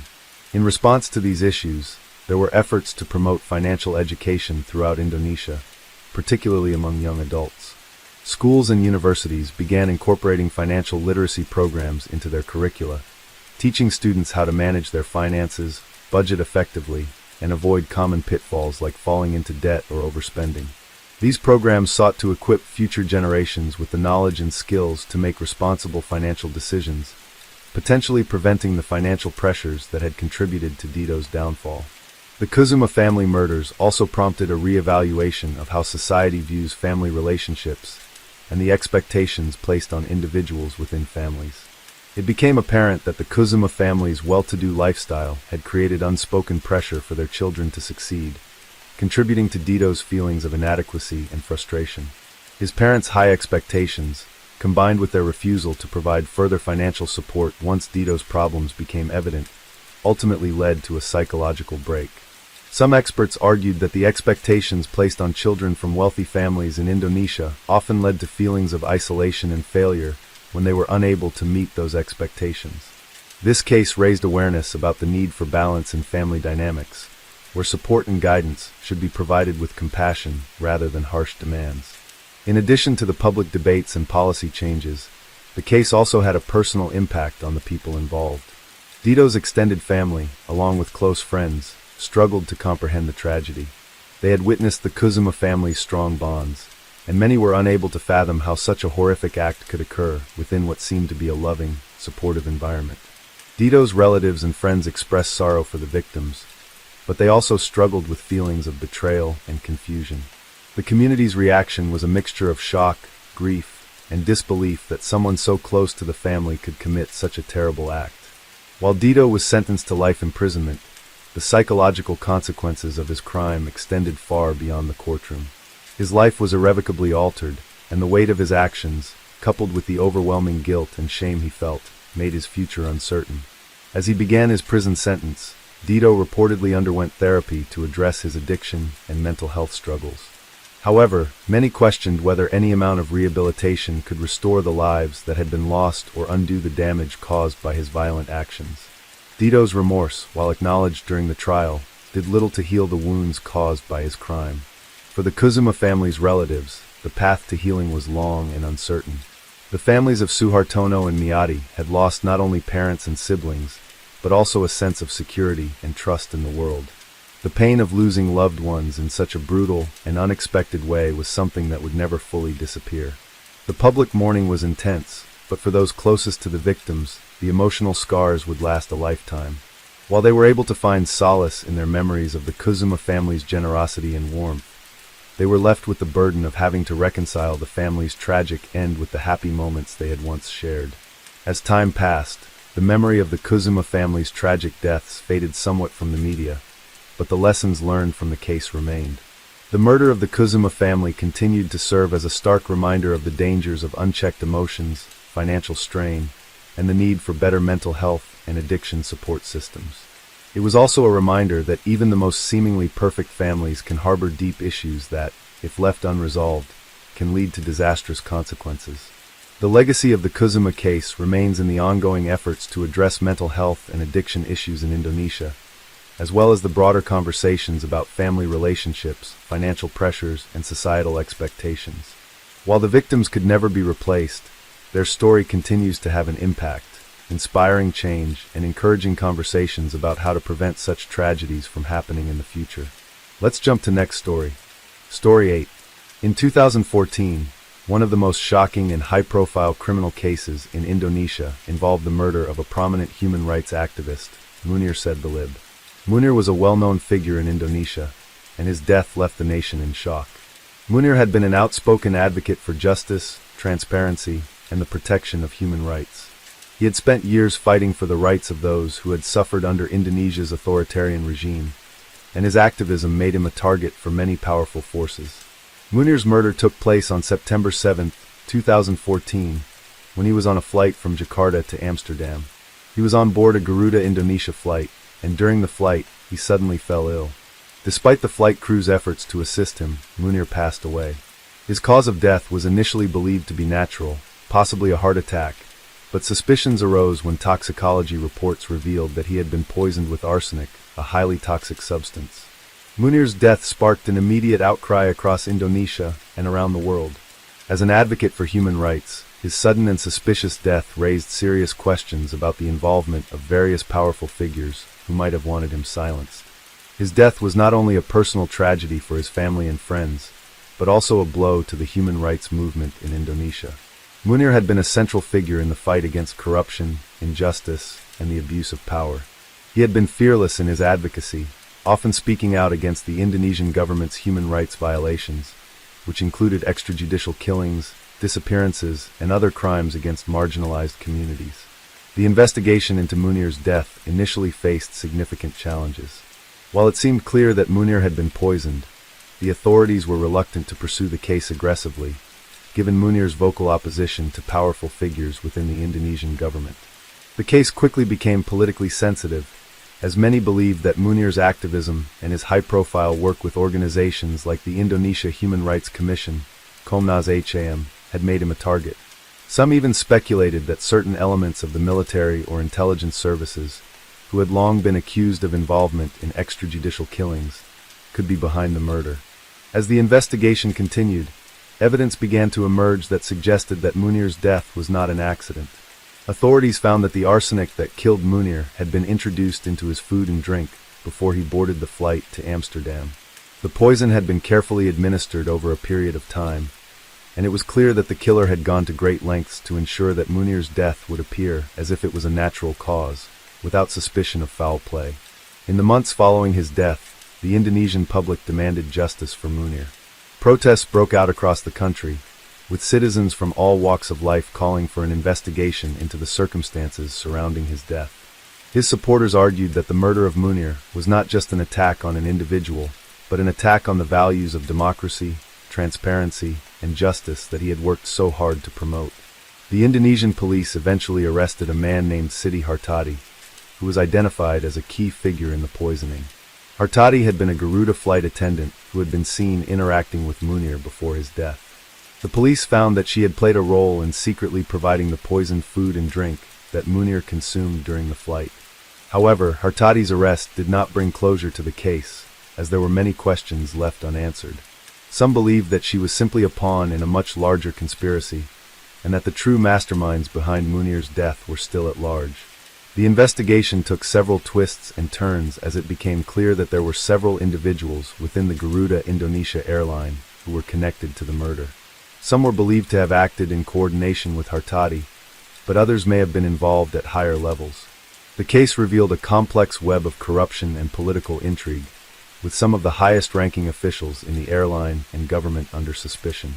As the investigation continued, more information surfaced about Munir's activism. It was revealed that he had been investigating cases of corruption and human rights violations that implicated several powerful political figures, including individuals within the military and intelligence services. Munir had been a vocal critic of the government's involvement in forced disappearances and extrajudicial killings, and his work had made him several powerful enemies. Some believe that his murder was a deliberate act of retribution by those who wished to silence him and stop his efforts to expose their crimes. As pressure mounted, the Indonesian authorities made efforts to make the investigation public and ensure that those responsible for Munir's murder were brought to justice. However, the complexities of the case, combined with the involvement of powerful political forces, meant that the path to justice would not be straightforward. Many observers noted that the case revealed the continuing influence of the military and intelligence services in Indonesian politics, and the difficulties faced by activists who dared to challenge the status quo. The Indonesian government faced criticism, both at home and internationally, for its handling of the case. Human rights organizations such as Amnesty International and Human Rights Watch condemned the murder and demanded that the Indonesian authorities take immediate action to bring those responsible to justice. The murder of Munir was seen as an attempt to intimidate other activists and suppress the ongoing push for human rights reform in Indonesia. Despite the challenges, some progress was made in the investigation, and several individuals were arrested and convicted. However, the case left an enduring legacy, highlighting the dangers faced by those who fight for justice in Indonesia and the complex dynamics of power and corruption in the country. Munir's death remains a symbol of the risks that human rights defenders take when they speak out against powerful institutions and seek accountability for violations. The murder of Munir is still widely discussed in Indonesia today, and his legacy continues to inspire new generations of human rights activists. His fight for justice, despite the personal cost, serves as a reminder of the ongoing struggles in Indonesia and the need for continued vigilance in protecting the rights of all citizens. In the years following his death, various memorials, events, and campaigns have been held in his honor, ensuring that the fight for justice and the memory of his work lives on. Munir's death was a stark reminder of the dangerous intersection of political power, corruption, and violence, and how even the most committed advocates for justice are vulnerable to attack. His murder, while a tragic loss, also sparked a wider conversation about the state of human rights and the challenges faced by activists in Indonesia, underscoring the need for continued reforms and protections for those who seek justice in a country that has struggled with a history of impunity and repression. As the investigation into the Munir Said-Dalib murder continued, it became clear that his death was not a simple case of individual betrayal or personal conflict. The complexity of the crime suggested a deeper, more insidious motive tied to Munir's role as a fierce critic of Indonesia's political and military elites. Munir had spent his life advocating for human rights, and his work exposed corruption, human rights abuses, and violations of democratic freedoms by the government and other powerful institutions. His relentless pursuit of truth and justice made him a target for those who stood to lose from his activism. It was evident that those responsible for his death had carefully planned the act, understanding that silencing Munir could have far-reaching implications for the entire human rights movement in Indonesia. Initially, the Indonesian authorities were slow to act, and there were concerns that the investigation would be shelved or mishandled due to the sensitive nature of Munir's activism. Many felt that the Indonesian police were under pressure to cover up the crime or downplay the political motivations behind his murder. As an outspoken critic of corruption, Munir had gained enemies in high places, and it seemed plausible that the military or intelligence services, who were often involved in human rights violations, could be involved. Munir had been instrumental in uncovering cases of extrajudicial killings, forced disappearances, and other abuses by the military during Indonesia's New Order era, 1966 to 1998, and many believed that these institutions wanted to prevent him from continuing his work. In the early stages of the investigation, It was suspected that the arsenic used to poison Munir was likely smuggled aboard the plane in small amounts by someone working for Garuda Indonesia, the airline Munir had been traveling with. This discovery pointed to the possibility of insider involvement. After several months of investigation, Siti Hartati, a flight attendant for Garuda Indonesia, was arrested in connection with the crime. Authorities alleged that Hartati had played a key role in poisoning Munir, claiming that she had been given a poisoned drink to deliver to the victim. However, questions quickly arose about whether Hartati was truly the mastermind or merely a scapegoat for more powerful figures involved in the crime. Further scrutiny of the investigation revealed troubling inconsistencies. Many felt that the authorities had deliberately downplayed or ignored key evidence. One of the most suspicious aspects of the case was the role of Garuda Indonesia's management, which was accused of covering up the crime and potentially protecting the individuals involved. Garuda executives were believed to have been reluctant to cooperate fully with the investigation, raising the question of whether their loyalty to certain government figures or powerful business interests was more important than justice. The situation was complicated by the political climate in Indonesia at the time. Under President Susilo Bambang Yudhoyono, Indonesia was undergoing a transition to a more democratic society, but many of the authoritarian systems from the past still held considerable power. The military and intelligence agencies maintained significant influence over political affairs, and there were concerns that these sectors would use their power to suppress the truth and prevent a full investigation into Munir's murder. The slow and incomplete progress of the case led many to suspect that those responsible for Munir's death were being protected by the system. The involvement of state actors in Munir's murder, whether directly or indirectly, became a central theme in discussions about the case. Munir had been an active voice in exposing the activities of the Indonesian military and intelligence services, and some believed that his death was an attempt to silence him. Many thought that Munir's outspoken support for democracy and accountability had put him in direct conflict with the powerful forces within Indonesia's government. His advocacy for the victims of military violence and his investigations into corruption were seen as a threat to those who had operated with impunity during the country's authoritarian years. In this context, Munir's murder was not only an attempt to stop him, but also a warning to others who might challenge the status quo. Despite the widespread public outcry for justice, the investigation took several years to reach any meaningful conclusions. The Indonesian public, alongside human rights organizations, continued to press for answers, and eventually, a breakthrough in the case occurred. The Indonesian National Commission on Human Rights, Komnas HAM, alongside independent activists and international human rights organizations, stepped in to advocate for a thorough investigation. Their involvement helped keep the case in the public eye, ensuring that it did not become another unsolved political crime. As the investigation progressed, attention turned to the role of state intelligence agents. Evidence surfaced suggesting that military intelligence officers might have been involved in orchestrating the murder. One of the most notable figures in the investigation was Pai Min. Pai Min, a former official at the Indonesian intelligence agency, was implicated in a conspiracy to orchestrate Munir's assassination. His involvement suggested that the plot to kill Munir was far more coordinated and systematic than originally believed. Investigators found evidence that military intelligence had been tracking Munir's activities for some time, monitoring his movements and communications as he gathered evidence of human rights abuses committed by the government. As the case unfolded, it became clear that Munir's murder was not just the result of personal animosity, but also the manifestation of broader power struggles within the Indonesian government. Some experts believed that the military and intelligence agencies, fearing Munir's influence, had decided to silence him before he could expose even more incriminating evidence. The level of sophistication in the poisoning operation, the use of arsenic, and the meticulous planning behind it pointed to a concerted effort by those who had much to lose from Munir's activism.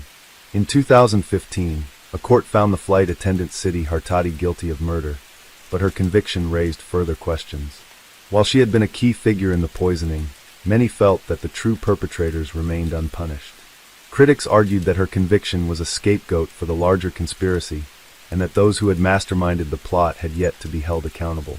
Despite the official convictions, the question of who was ultimately responsible for Munir's death, and the question of whether those behind the crime would ever be brought to justice, remained unanswered. The lack of closure in the case continued to frustrate Munir's supporters, and in the years following his death, his legacy as a champion of human rights remained intact. Munir's assassination had not only silenced one of Indonesia's most influential human rights defenders, but it also cast a shadow over the country's transition to democracy. His death was a tragic reminder of the ongoing challenges faced by activists who seek to expose corruption, demand accountability, and promote justice in environments where powerful interests often work against the public good. Munir's murder remains one of the most significant and unresolved human rights cases in modern Indonesian history. It underscored the dangers faced by those who work to expose state-sponsored violence and corruption, and showed the lengths to which those in power will go to maintain control. Despite the unanswered questions surrounding his death, Munir's work continues to inspire and influence human rights activists in Indonesia and around the world, and his legacy remains a symbol of the ongoing struggle for justice in the face of overwhelming odds. In the years following Munir Said Thalib's tragic death, the case continued to resonate deeply in Indonesia and beyond, becoming a symbol of the ongoing battle for human rights and justice in the country. Despite the slow progress in the investigation and the persistent questions about the true masterminds behind his murder, Munir's legacy as a fearless advocate for democracy and accountability endured. His death, while devastating, served as a reminder of the risks faced by those who challenge the powerful systems of corruption and impunity that have long plagued Indonesia. As the years passed, civil society and human rights organizations in Indonesia refused to let the case fade into obscurity. Efforts to ensure justice for Munir persisted, with continuous advocacy from local and international organizations, including Amnesty International and Human Rights Watch. They pushed for further investigations and public accountability, demanding that those truly responsible for his death be brought to justice. Munir's case became a rallying point for all those in Indonesia and worldwide who believed in the values of freedom, democracy, and human rights. One of the significant achievements in the wake of Munir's death was the continued efforts to reform Indonesia's human rights landscape. Munir's murder highlighted the deep flaws in the justice system, particularly regarding the protection of whistleblowers and human rights defenders, and the country's willingness to hold state actors accountable for their actions. Over time, more people began to recognize that the challenges faced by activists like Munir were not isolated, but part of a larger systemic issue of government overreach and the suppression of critical voices. In response to public pressure, some legal reforms were introduced in Indonesia. The case acted as a catalyst for discussions about the protection of activists, journalists, and other individuals working to expose corruption and abuses of power. Laws designed to provide better safeguards for human rights defenders were slowly put into motion, although many activists believed that these measures were far from sufficient. Civil society organizations continued to push for stronger protections, insisting that there could be no true democracy without the freedom for people to voice their concerns without the fear of retaliation. Furthermore, the Indonesian government was pressured to improve its accountability mechanisms. The case brought international attention to the continuing challenges in holding the military, intelligence agencies, and other powerful factions accountable for human rights violations.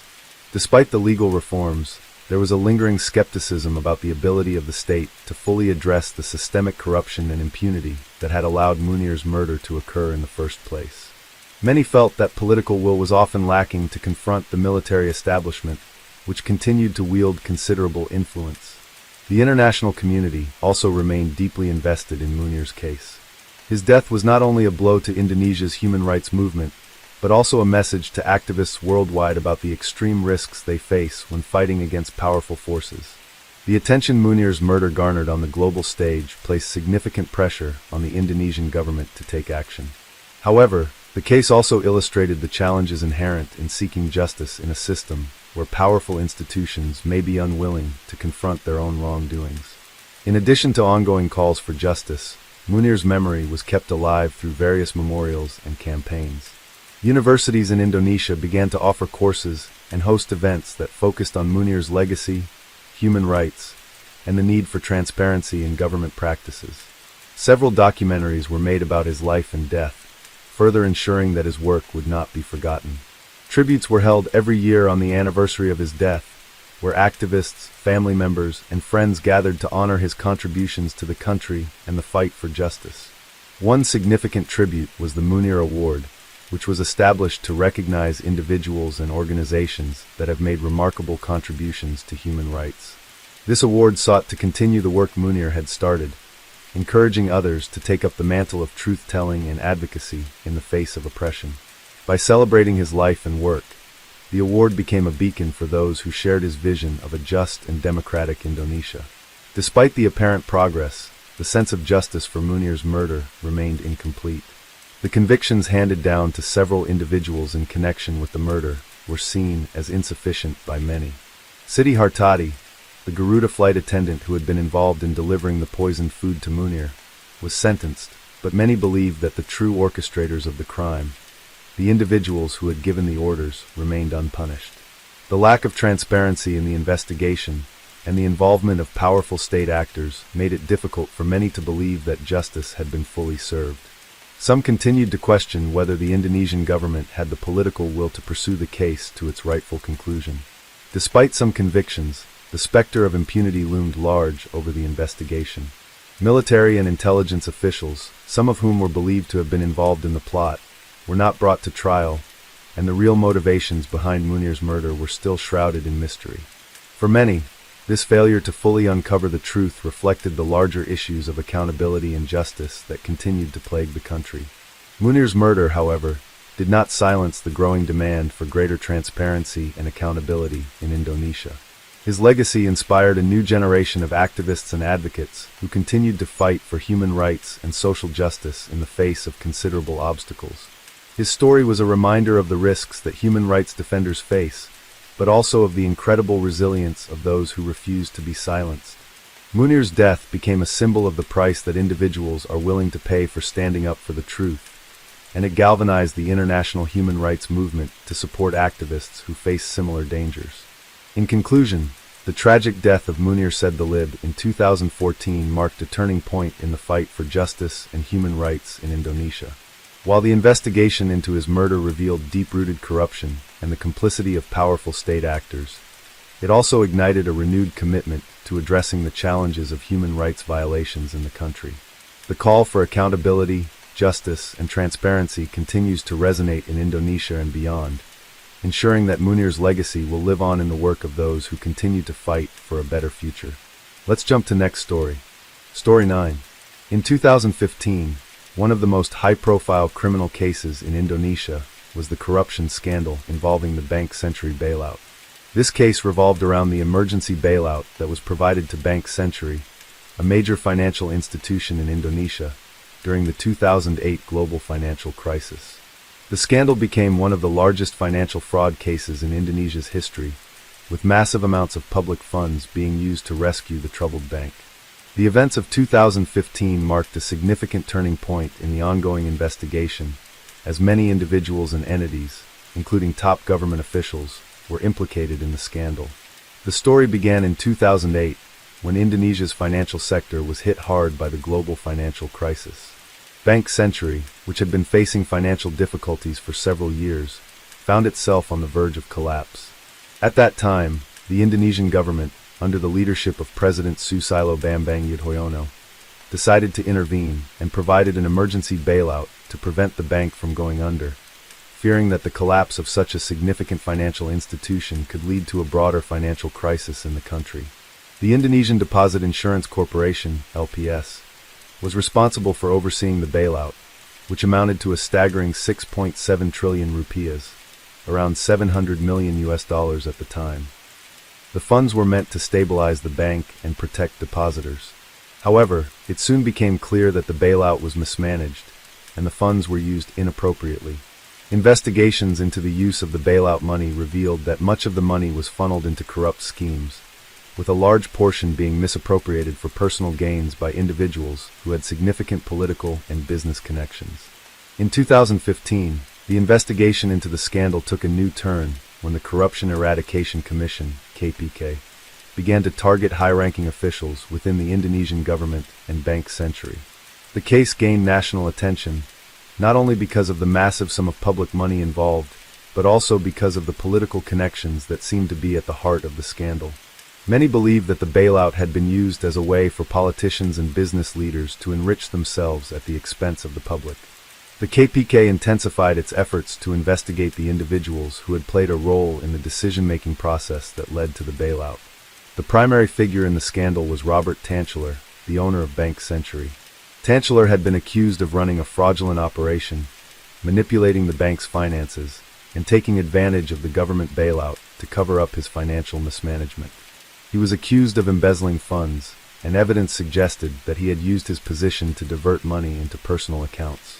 Tanchler was arrested and charged with corruption, but he wasn't the only one under investigation. The KPK also began to examine the roles of other key figures involved in the bailout process, including officials from LPS and members of the Indonesian government. As the investigation progressed, more and more details about the scale of the corruption came to light. The use of the bailout funds was found to have been highly irregular. Instead of stabilizing the bank, a significant portion of the money was allegedly used for personal interests, including loans to politically connected individuals, which were never repaid. Furthermore, the regulatory oversight of the bailout process was found to be severely lacking, with no checks in place to ensure that the money was being used appropriately. This opened the door for fraud and abuse of power by those in charge. In 2015, the case took a dramatic turn when the Indonesian government's National Audit Agency, BPK, conducted a detailed investigation into the bailout. The audit revealed that the government had made inaccurate assessments of Bank Century's financial health before authorizing the bailout. According to the audit, the bank was not at risk of immediate collapse, as initially claimed by the government. The findings suggested that the bailout was approved under false pretenses, and that the decision-making process had been influenced by political pressures, making it a classic example of political corruption. In response to the audit findings, public outrage grew, with many Indonesians demanding accountability from the government and the individuals involved. The public perception was that the bailout had been used as a political tool, benefiting powerful elites while ordinary citizens suffered. The case revealed the close ties between business elites and politicians, and the lack of transparency in the decision-making processes that were meant to protect public interests. Despite the growing evidence and mounting public pressure, the case was not without its challenges. The KPK faced resistance from powerful political figures who were determined to protect their interests. There were accusations of political interference and attempts to block the investigation. High-ranking government officials, including several members of President Yudhoyono's administration, were named in the investigation, further complicating the pursuit of justice. Many critics argued that the political elite had intentionally obstructed efforts to hold the guilty parties accountable, citing the slow pace of the legal proceedings and the apparent lack of action against influential figures. One of the main political figures implicated in the scandal was Budiono, who was the vice president of Indonesia at the time the bailout took place. Budiono was accused of having approved the emergency bailout despite knowing the irregularities surrounding the situation. The KPK summoned him for questioning, and there were widespread calls for his involvement in the investigation.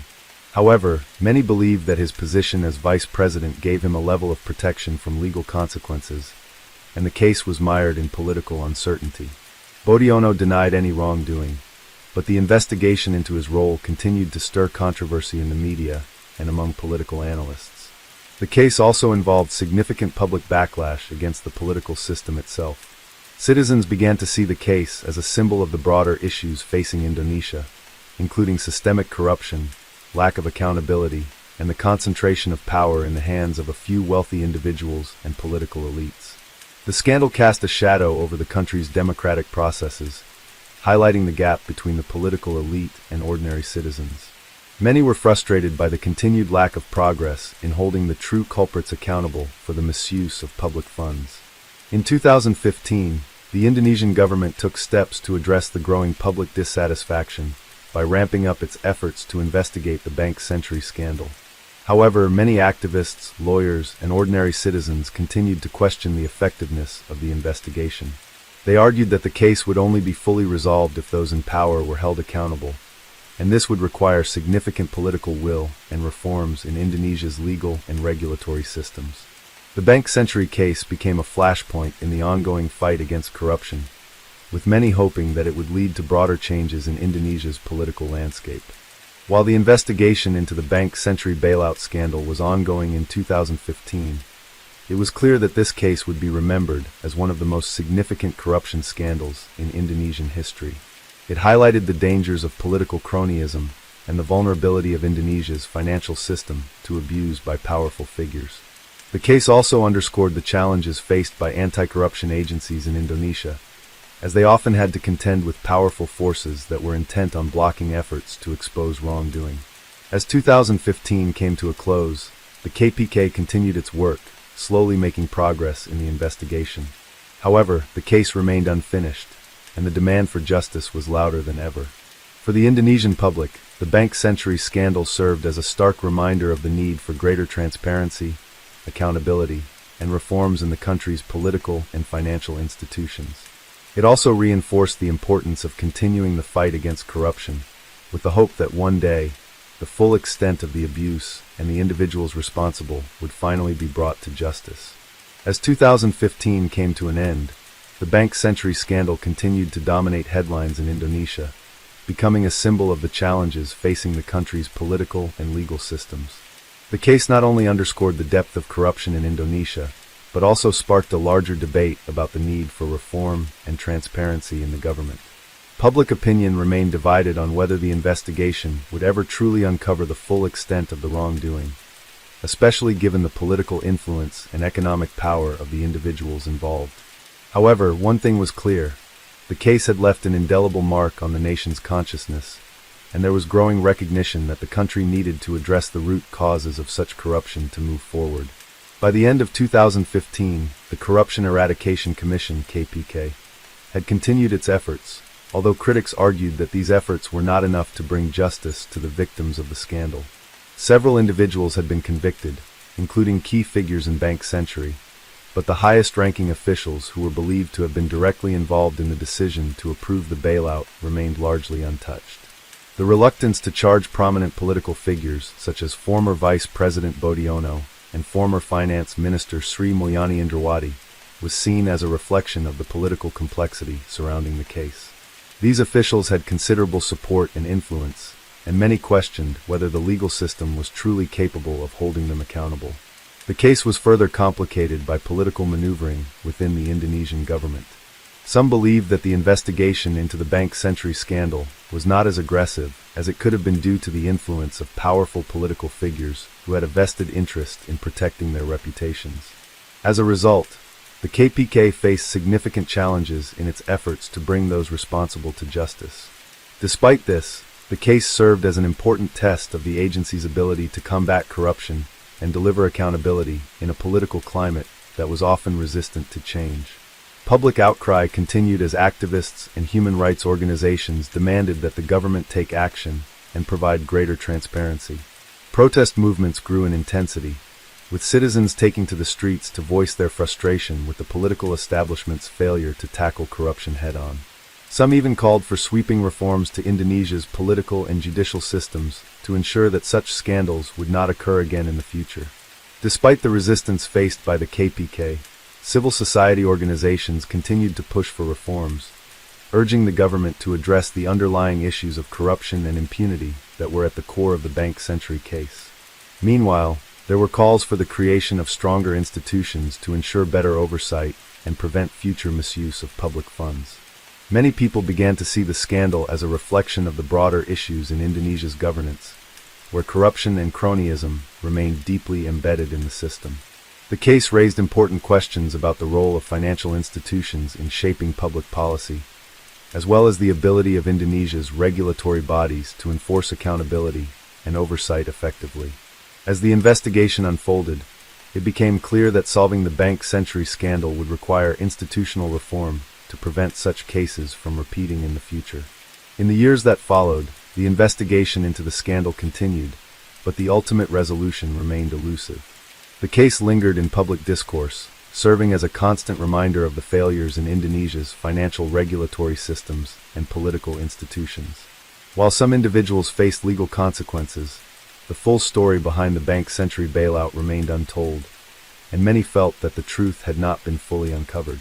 The lack of accountability at the highest levels only deepened the sense of disillusionment felt by many Indonesians, who saw the case as emblematic of the larger problem of corruption and political impunity in the country.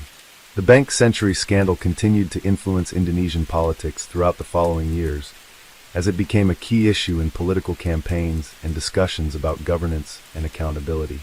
The legacy of the case remained one of unresolved justice, with many individuals continuing to fight for greater transparency and reform. The scandal also had a lasting impact on the public's perception of government institutions, as trust in the political establishment was severely shaken. People across the country became more vocal in their demands for reforms to ensure that future generations would not face the same corruption issues that had plagued Indonesia for decades. Despite the difficulties in resolving the Bank Senturi case, it served as a catalyst for reform movements in Indonesia. The case highlighted the need for structural changes in the country's financial and political systems to prevent further abuses of power. Calls for stronger checks and balances, as well as reforms to the legal system, gained traction, and political leaders began to recognize the importance of rebuilding public trust in government institutions. However, the road to meaningful reform would be long and difficult, and it was clear that Indonesia still had significant work to do to address the entrenched corruption that had allowed the Bank Senturi scandal to occur in the first place. As the years went on, the Bank Senturi case remained an enduring symbol of the challenges facing Indonesia in its struggle to overcome corruption and achieve true democratic governance. The lessons learned from this scandal would continue to influence the country's political landscape, shaping the way Indonesians viewed their government and the importance of holding those in power accountable. It was clear that while progress had been made in addressing corruption, the fight was far from over, and much work remained to be done to ensure that the mistakes of the past would not be repeated in the future. In conclusion, the Bank Senturi scandal of 2015 exposed deep flaws in Indonesia's financial system, governance, and political structure. It illustrated the risks of political cronyism and the misuse of public funds for personal and political gain. Although some accountability was achieved, the case highlighted the difficulties of tackling corruption in a country where powerful interests often obstruct efforts for reform. The scandal served as a wake-up call for Indonesia, leading to continued calls for greater transparency, stronger institutions, and a more robust system of checks and balances. While justice remained elusive for many involved, the Bank Senturi case continued to inspire efforts for change and a deeper commitment to fighting corruption in Indonesia. Let's jump to last story. Story 10. In 2015, one of the most significant and widely discussed criminal cases in Indonesia was the case of the murder of Wayan Mirna Salihin. This tragic event, which shocked the nation, involved the death of a young woman who was poisoned at a cafe in Jakarta. The case gained extensive media coverage and became a subject of public debate due to the circumstances surrounding the murder, the investigation, and the trial that followed. Wayan Mirna Salihin, a 27-year-old woman from Bali, had traveled to Jakarta for a trip with her close friends. On January 6, 2015, she met with her two friends, Jessica Kamala Wongso and Herlina Chandra, at a cafe in the popular Grand Indonesia Mall in central Jakarta. The three women had planned to spend time together, and Mirna ordered an iced coffee called Vietnamese iced coffee, which was a popular drink at the cafe. Shortly after drinking the beverage, Mirna suddenly collapsed and appeared to be in severe distress. She was rushed to a nearby hospital, but despite all efforts to save her, she was declared dead within a short time. The doctors at the hospital initially suspected that her death was due to a sudden medical condition, but further examination revealed the presence of cyanide in her system, leading to the conclusion that she had been poisoned. The discovery of cyanide raised alarms and set off an intense investigation into what had happened. It quickly became apparent that Mirna's death was not accidental, but rather a deliberate act of murder. This revelation brought even more attention to the case, as people wondered who could have been behind such a brutal act and what the motivations were. Jessica Kamala Wongso, one of Mirna's close friends, soon emerged as the prime suspect in the case. Initially, she appeared to be distraught over her friend's death and claimed that she had no knowledge of the poison that had been added to the coffee. However, investigators discovered a series of suspicious details that led them to focus on Jessica. During the investigation, it was revealed that Jessica had been in the vicinity of the cafe before Mirna's death, and her actions in the moments leading up to the event became a key focus of the authorities. Jessica's behavior on the day of the incident, as well as some of her past relationships and interactions with Mirna, became important factors in the investigation. Authorities began looking into surveillance footage from the cafe, which showed Jessica being present in the cafe at the time when the drink was ordered and prepared. Further investigation revealed that Jessica had allegedly purchased cyanide in a chemistry store prior to the meeting, although she claimed that it was for a different purpose. She was also seen in the footage handling the drink before it was served to Myrna. The case became even more complex when it was revealed that Jessica had a strained relationship with Myrna. The two had been friends, but there were signs that their friendship had soured in the months leading up to Myrna's death.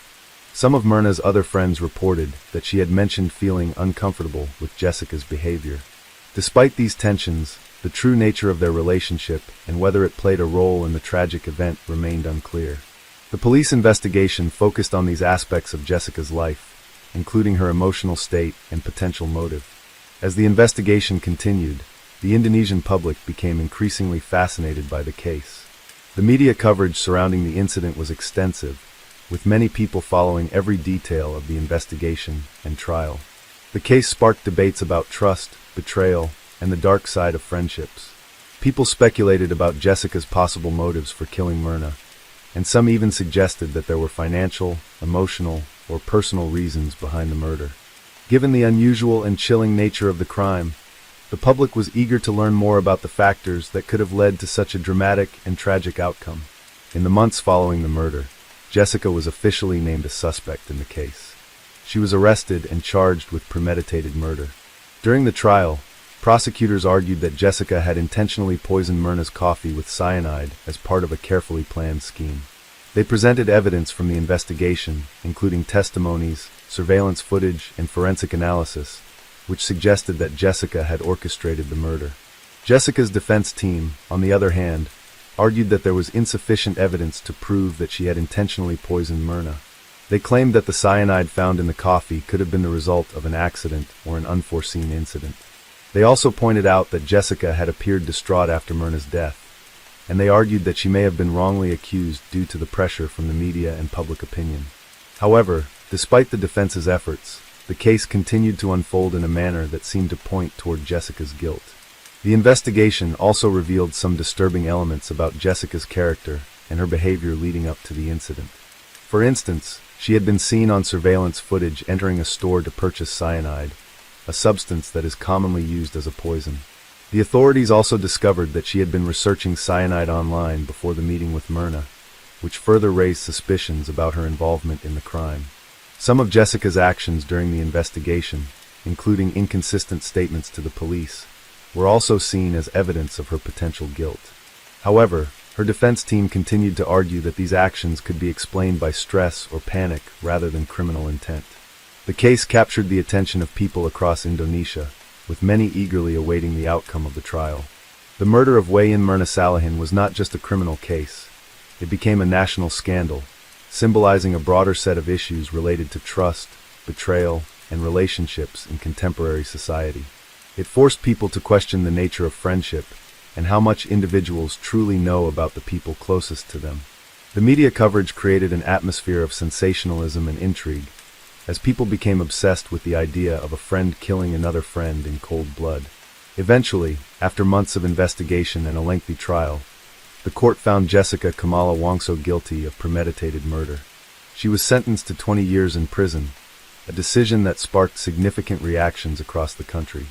Some believed that the sentence was too lenient, considering the severity of the crime, while others felt that it was a fair punishment given the evidence presented in court.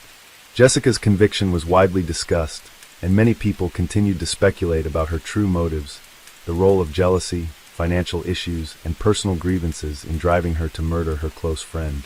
The case of Wayan Myrna Salihin's murder in 2015 is still remembered as one of the most shocking and tragic events in Indonesia's recent history.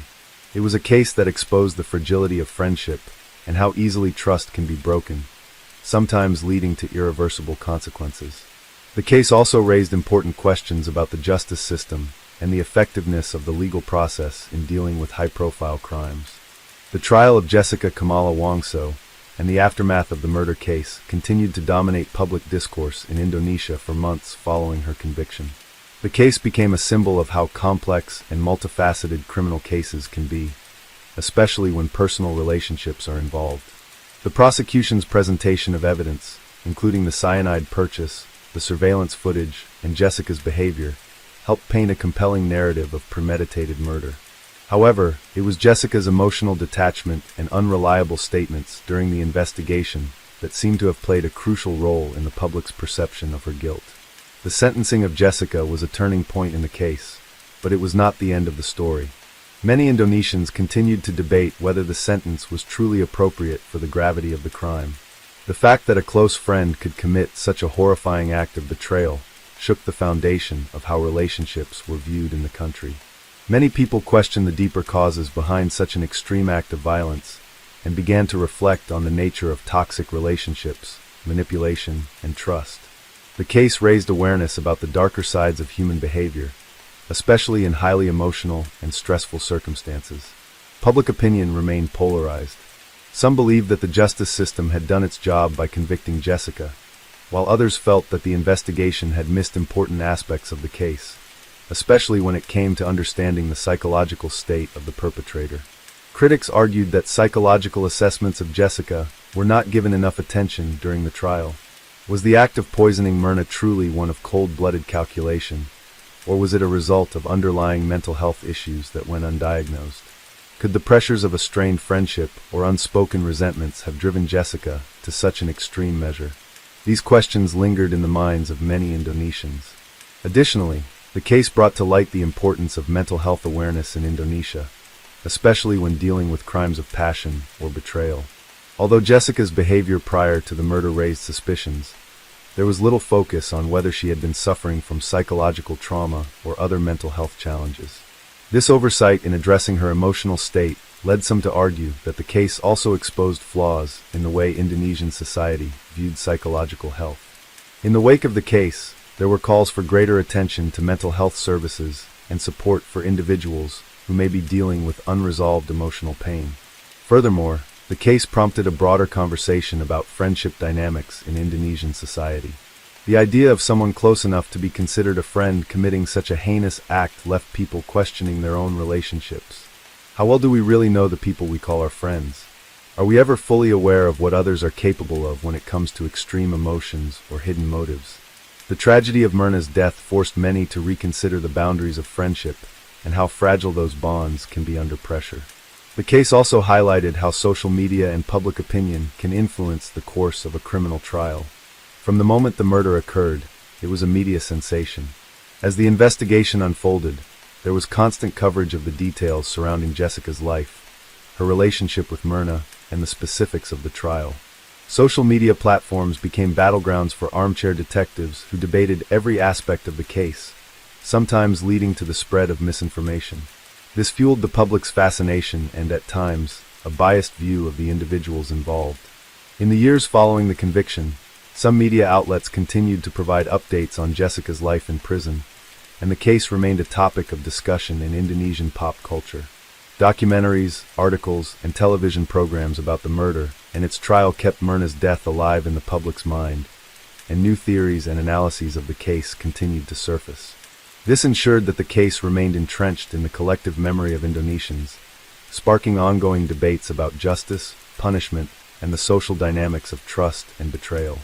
The impact of the Myrna Salihin murder case extended beyond the immediate legal proceedings. It raised questions about the role of friendship and how society views individuals who commit crimes of passion or betrayal. As the years went by, the case remained one of Indonesia's most notorious criminal incidents, serving as a cautionary tale about the consequences of unchecked emotions, the dangers of toxic relationships, and the unpredictable nature of human behavior. The investigation into the murder revealed flaws in the handling of sensitive psychological matters, while the trial showed that the law, though capable of convicting someone for premeditated murder, cannot always fully address the complexities of the human psyche. The case forced a re-examination of how social pressures, emotional distress, and mental health issues could contribute to violent behavior. It underscored the necessity for more comprehensive approaches to mental health care and relationship counseling in Indonesia, particularly in preventing such tragic outcomes. For Myrna's family and friends, the case was a permanent reminder of the fragility of life and the profound impact of a betrayal by someone close to them. It took a young woman's life and left her family with a sense of incomprehensible loss. In the end, the Way in Myrna Salihin case was not just a criminal case about poison and betrayal. It was a reflection of the darker sides of human relationships the psychological complexities behind violent actions, and the long-lasting effects of emotional trauma. The legacy of the case continues to echo through Indonesian society, as it remains a point of reference for discussions about the nature of crime, the psychology of murderers, and the importance of mental health awareness. It is a somber reminder that the pursuit of justice must also include a deeper understanding of the factors that drive individuals to commit such heinous acts, and that true justice must consider not only the punishment, but also the roots of such behavior in society.